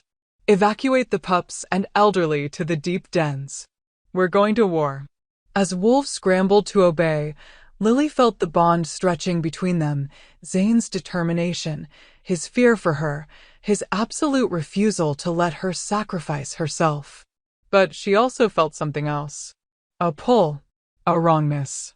The prophecy stirring, reaching for her, trying to drag her toward a destiny she didn't want. Choose, a voice whispered in her mind, not Zane's, not her wolf's, but something older. Choose now, Luna. Save them or doom them. There is no third option. There's always a third option, Lily whispered. She closed her eyes and reached deep, past her wolf, past the bond, into the place where her power lived. The place that had been suppressed for so long. And she pulled. Power exploded through her, silver and white and blazing like the full moon. It poured through the bond, amplifying Zane's strength. It rippled out across the territory, touching every member of the pack, filling them with courage and determination. When Lily opened her eyes, they were glowing pure silver. I'm not surrendering, she said, her voice resonating with Luna command. And I'm not letting them destroy this pack. I'm going out there, but not as their victim. She looked at Zane, and, through the bond, showed him what she planned. His eyes widened. That's insane. It's our only chance. Lily smiled. Trust me? Zane stared at her for a long moment. Then he smiled back, fierce and proud and full of love. Always. Sundown arrived like a blade. Lily stood at the main gates of the territory, Zane at her right side, Kara at her left. Behind them, the entire pack had assembled, warriors in formation, elders standing proud, even the newly healed forming a protective wall. And beside Lily, wearing borrowed armor and a determined expression, stood Daisy. You don't have to do this, Lily had told her sister earlier. Yes, I do, Daisy had replied, her voice steady despite her fear. You stood up for me. Now I stand with you. Beyond the gates, the enemy waited. 1,000 wolves, maybe more, spread across the clearing like a dark tide. At their head stood Alpha Silverstone, flanked by the rebellious alphas who'd gathered at the hollow grounds. And behind them, arranged in perfect military formation, were rogues, but these weren't the mindless, savage creatures of legend. These moved with discipline, with purpose. Someone had trained them, organized them. The Elder, Lily thought. Whoever they are, they've been building an army. This is your last chance, Alpha King. Silverstone's voice carried across the distance. Send out the Luna, and we'll leave peacefully. Keep her, and we paint this territory red. The Luna stays, Zane's voice thundered back. And if you want her, you'll have to go through every single one of us. The pack held in agreement, the sound primal and defiant. Silverstone's smile was cold. So be it. He raised his hand. And Lily stepped forward. Wait. Her voice, amplified by Luna command, froze everyone in place. She walked through the gates, ignoring Zane's growl of protest through the bond. I'll come. But first, I want to meet the coward who's been hiding behind puppets and poison. Silence. Show yourself. Lily's power flared, silver light crackling around her. You've been orchestrating this from the shadows. You used my parents, manipulated Silverstone, sent rogues to die for your cause. But you've never had the courage to face me directly. She spread her arms. I'm here now. So come out and tell me why you want me dead so badly. For a long moment, nothing happened. Then the enemy ranks parted. A figure emerged from the back, small, hooded, moving with eerie grace. As they walked forward, the hood fell back, revealing an old woman. Ancient, by the look of her, with skin like parchment and eyes that glowed with an unnatural silver light. But it wasn't her appearance that made Lily's blood run cold. It was her scent. Pack. This woman was Pack. No, she was Oracle. You, Lily breathed. You're the Elder. You're the one behind everything. The old woman smiled, and it was like watching a corpse grin. Not quite, child. I'm simply the voice of something far older. Her eyes fixed on Lily. I am the oracle, yes. But I am also the keeper of the prophecy. And you, her voice resonated with power, are the fulfillment. The oracle? Zane's voice was confused. The oracle serves the packs, protects them. The oracle serves balance, the woman corrected. And your world has been out of balance for far too long. Too many packs, too much conflict, too many alphas fighting for scraps of power. She gestured to the assembled forces. The prophecy was never about choosing between unity and destruction. It was about using destruction to achieve unity. Lily's stomach dropped. You want me to destroy the packs? I want you to remake them.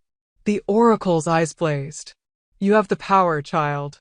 I've been cultivating it since before you were born. Your parents suppressing your wolf? That was my design. Pain makes power stronger. Betrayal makes wolves desperate. And desperation, she smiled, makes them willing to do anything, including wiping out entire packs? Lily's voice shook with rage. Including creating a new order. The oracle's voice rose. Don't you see? The old ways are dying. The constant wars, the territorial disputes, the senseless violence, it has to end. And you, Luna, are the catalyst. She raised her hands. At the solstice, which begins in moments, your power will reach its peak. The bond between you and the Alpha King will create a conduit. Through you, I can channel enough energy to erase every pack structure, every alpha bloodline, every tradition that keeps us divided. And replace it with what? Zane demanded. With unity under my guidance. The oracle's smile was beatific. A world where all wolves answer to one power.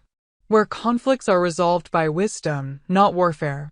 Where the prophecy is fulfilled, her eyes locked on Lily. Through you. I'll never help you, Lily said. You don't have a choice.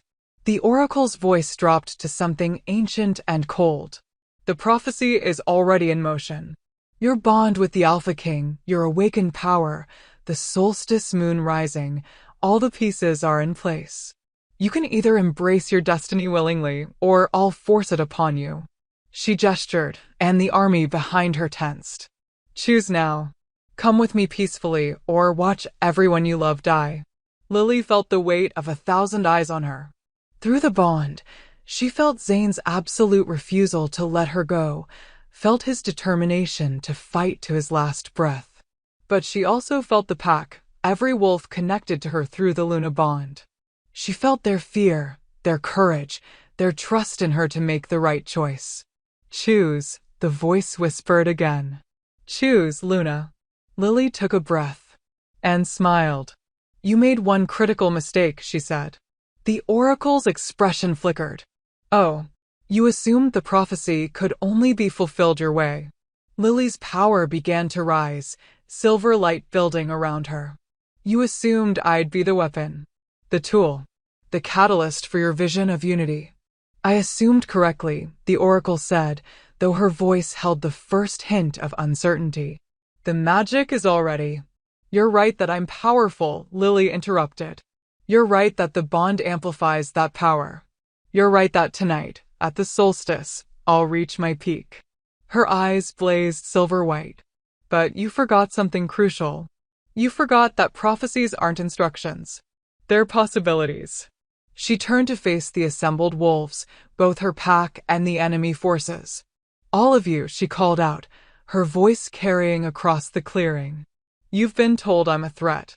That I'll destroy the packs. That I'm the catalyst for war. She let her power flow freely now, the silver light painting everything in moonfire. But I'm not your enemy. I'm just a wolf who was betrayed, broken, and somehow survived. I'm just a Luna who loves her mate and her pack. I'm just a daughter who learned that family isn't blood, it's choice. She could feel them listening. Not just her pack, but the enemy forces too. Even the rogues seemed transfixed. The oracle is right about one thing, Lily continued. Our world is broken. The constant fighting, the territorial wars, the way we treat each other, it has to change. But not through destruction. Through choice. She looked at Silverstone. You wanted to overthrow Zane because you thought he had too much power. But what have you done? You've allied with rogues, conspired with traitors, threatened innocents. How is that better? Silverstone's expression flickered with something that might have been shame. And you, Lily turned to the other alphas. You've been manipulated. Used as pawns in someone else's game. The Oracle played on your fears, your ambitions, your desire for change. But she didn't want to free you. She wanted to control you. Murmurs rippled through the enemy ranks. I won't destroy the packs, Lily said firmly. But I will change them. I will fight for a world where power isn't hoarded by the strong. Where betrayal isn't the price of survival. Where wolves can choose their own destinies instead of being trapped by prophecy and tradition. The Oracle laughed. Pretty words, child. But words won't stop what's coming. The solstice is here. The magic is rising. You can't. I can. Lily reached for Zane through the bond. Because I'm not alone. Zane's hand found hers, and power exploded between them, not destructive, but creative. The bond, which the Oracle had intended to use as a conduit for devastation, became something else entirely. It became a bridge. Lily felt her power flow through the bond, through Zane, and out into the pack. But it didn't stop there. It reached beyond the territory, touching every wolf present, enemy and ally alike. She felt their hearts, their fears, their hopes. And she showed them something different. A vision. Not of destruction, but of possibility. She showed them packs working together, sharing resources instead of fighting over them. She showed them councils where alphas collaborated instead of competed. She showed them wolves choosing their own paths, their own mates, their own destinies, free from the weight of prophecy and tradition. She showed them unity without subjugation, peace without surrender, change without destruction. The vision rippled out like a wave, touching every wolf in the clearing. And in that moment, Lily felt something shift. The prophecy, which had been a weight around her neck, suddenly became something else. A choice. Not her choice to make for everyone, but everyone's choice to make for themselves. No. The Oracle's scream shattered the vision. You're ruining everything. The prophecy must be fulfilled. It is being fulfilled, Lily said quietly. Just not the way you want it. The Oracle raised her hands, silver light crackling around them. Then I'll take what I need by force. She struck. Power slammed into Lily like a physical blow, trying to tear through her defenses, trying to seize control of the bond. The Oracle was ancient, skilled, channeling magic that predated the packs themselves. But Lily wasn't alone. Zane's strength poured into her. Kara's loyalty. Daisy's love. Every member of her pack, adding their power to hers through the Luna bond. And more. To her shock, she felt other wolves joining enemy wolves, breaking away from the Oracle's control. Silverstone's power, grudging but real. Some of the rebellious alphas, choosing Lily's vision over the Oracle's tyranny. Even some of the rogues, drawn by the promise of belonging. The tide of power reversed. Lily caught the Oracle's attack and sent it back, amplified by hundreds of wolves choosing unity over destruction. The old woman staggered, disbelief written across her face. Impossible, she breathed. The prophecy is about choice, Lily finished. And we're choosing something better. The Oracle tried to strike again, but her power was fading. Without fear and division to feed it, the ancient magic couldn't sustain itself. You've doomed them all, the Oracle spat. Without my guidance, the packs will tear themselves apart. Maybe, Lily acknowledged. Or maybe they'll surprise you. Maybe they'll find a way to build something new. Something better. She stepped closer. Either way, it's their choice to make. Not yours. Not mine. Theirs. The silver light faded from the Oracle's eyes. She looked suddenly small, old, tired. I was trying to save them, she whispered. I know, Lily said gently. But you can't save people by taking away their ability to choose. The Oracle crumpled. Wolves moved forward to catch her, to take her into custody. But Lily felt no triumph. Only sadness for a wolf who'd become so consumed by prophecy that she'd forgotten what really mattered. Choice. Love. Trust. The enemy forces stood uncertain, waiting. Silverstone stepped forward, and for a moment, Lily tensed. But the massive alpha simply bowed his head. "You were right, Luna," he said quietly. "I let fear and ambition blind me. I thought overthrowing the Alpha King would bring change, but," he looked at Lily, "you've shown us a different path. One I'd like to walk, if you'll allow it." "No more conspiracies?" Lily asked. "No more conspiracies," Silverstone agreed. "Just wolves trying to do better." One by one, the other alphas came forward. Some bowed. Some apologized. Some simply stood there, processing everything that had happened. The army that had come to destroy them was falling apart, not into violence, but into possibility. "What happens now?" Kara asked, appearing at Lily's side. Lily looked at Zane. Through the bond, she felt his pride, his love, his absolute certainty that they could handle whatever came next. "Now," Lily said, "we build something new. Together." The next few weeks were a blur of change. Lily and Zane worked with the other alphas to establish a new council, one where power was shared, where decisions were made collectively, where even the smallest packs had a voice. It wasn't perfect. There were arguments, setbacks, wolves who resisted change. But it was progress. Silverstone became one of their strongest allies, using his influence to bring other hesitant alphas into the fold. The rogues were given the choice to join established packs or form their own, with support and resources to help them integrate. Counselor Mara, true to her word, served her exile in the border territories and sent regular reports. She was working to build bridges with neighboring packs, using the same manipulative skills she'd once used for destruction to now create unity. Helena was tried and exiled to a distant territory, forbidden from ever returning. Without Marcus, she seemed diminished, broken. Lily felt pity for her mother, but no desire to rebuild their relationship. Some bridges were too burned to repair. Daisy stayed. She integrated into the pack, finding her own place not as a Luna candidate, but as a healer. Her gentle nature and genuine compassion made her beloved among the pack members, especially the young pups. And Lily. Lily found her place as Luna. It wasn't always easy. Some wolves still feared her power, still whispered about the prophecy. But with Zane at her side, with Kara training her and Daisy supporting her and an entire pack believing in her, she learned. She learned to lead with wisdom and compassion.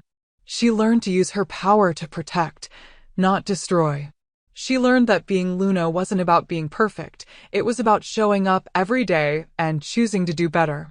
6 months after the solstice, Lily stood on the same overlook where Zane had taken her the morning after their bonding ceremony. The territory spread out before her, peaceful and thriving. "What are you thinking about?" Zane asked, wrapping his arms around her from behind. "The prophecy," Lily admitted. "The oracle was wrong about a lot of things, but she was right that I changed the world. Just not through destruction." "You changed it through choice," Zane said. "By showing everyone that we don't have to be what prophecy says we are. We can be what we choose to be." "And what did I choose?" Lily asked, leaning back against him. "You chose love over fear, unity over division, hope over despair." He pressed a kiss to her temple. "You chose to be exactly who you are, the strongest, bravest, most compassionate Luna I've ever known." "Sweet talker," Lily teased, but her heart swelled. "It's true." Zane turned her to face him, his golden eyes soft with love. "You were never the destruction the prophecy warned about. You were always the hope it promised." Lily rose on her toes to kiss him, pouring everything she felt through the bond. When they broke apart, both breathless, she smiled. "I have something to tell you," she said. "Oh, I'm pregnant." Zane went perfectly still. "You're pregnant." "About 6 weeks along, according to the pack healer." Lily watched his face carefully. "I know it's soon, and things are still settling, but..." She didn't get to finish. Zane lifted her off her feet, spinning her around with a whoop of pure joy. When he set her down, his eyes were wet. "A pup," he breathed. "We're having a pup." "We are," Lily confirmed, laughing through her own tears. "Are you happy?" "Happy?" Zane cupped her face in his hands. "Lily, there aren't words. You've given me everything. My mate. My Luna. And now," his voice broke. "Now a family." They stood there together as the sun set, painting the sky in shades of gold and pink. Around them, the territory hummed with life, their pack, their home, their future. Lily had come to this territory in chains, broken and betrayed. She was leaving behind the girl she'd been, the sacrifice, the victim, the weapon everyone wanted her to become. In her place stood a Luna, a leader, a wolf who'd faced prophecy and chosen her own path. And as she felt the tiny spark of new life growing inside her, Lily knew with absolute certainty. The best was yet to come. Epilogue. 5 years later, a white-haired girl with golden eyes played in the gardens of the Alpha King's territory. Her younger brother, dark-haired and silver-eyed, chased after her, both of them laughing as their parents watched from the terrace. "They're going to be trouble," Zane observed, but his voice was full of pride. "They're going to be magnificent," Lily corrected. She was pregnant again, just starting to show, and Zane's hand rested protectively on her stomach. "Like their mother," Zane murmured. In the distance, the new council building was under construction, a massive structure where alphas from all the territories would gather to make decisions together. It was Lily's design, a symbol of the unity they'd fought so hard to build. The prophecy had been fulfilled, in the end. Just not the way anyone expected. Lily hadn't destroyed the packs, she'd transformed them. She hadn't brought war, she'd brought change. And while the world wasn't perfect, while there were still challenges and setbacks and wolves who resisted progress, it was better. So much better. "Mama!" Their daughter ran up to them, her little face flushed with excitement. "Aunt Daisy said she'd teach me healing magic. Can I go to the ward with her?" "After lunch," Lily said, brushing hair from her daughter's face. "And only if you promise to behave." "I always behave," the girl said solemnly, then ruined it by giggling.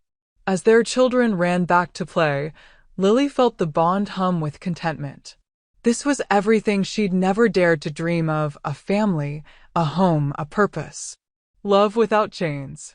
Power without fear. A future without limits. "Thank you," Lily whispered to Zane. "For what?" "For seeing me when no one else did. For choosing me when everyone said I was broken. For showing me that I was never the sacrifice," she smiled. "I was always the Luna." Zane pulled her close, and through the bond, she felt his love, absolute and unwavering. "You were always magnificent," he said. "I just helped you see it." And as the sun set over their territory, casting everything in golden light, Lily finally understood. Her parents had tried to sacrifice her to save her sister. But in the end, she'd saved herself. And in doing so, she'd saved them all. Oh my goodness, we did it. From chains to crown, from sacrifice to Luna, Lily's journey has been everything. Can we talk about that ending? The babies, the new council, the healing and growth. Drop a comment and tell me your favorite moment from this entire story. Was it when Zane first claimed her? When Daisy stood up for her? The battle at the solstice? I want to hear all your thoughts. And if this story touched your heart, please hit that subscribe button and turn on notifications. We have so many more emotional, addictive werewolf romance stories coming your way, and I don't want you to miss a single one. Thank you for being here. Thank you for going on this journey with Lily and Zane. You all are the best audience, and I can't wait to bring you the next story. Until next time, stay wild, stay strong, and remember, you're never the sacrifice. You're always the Luna. See you in the next one.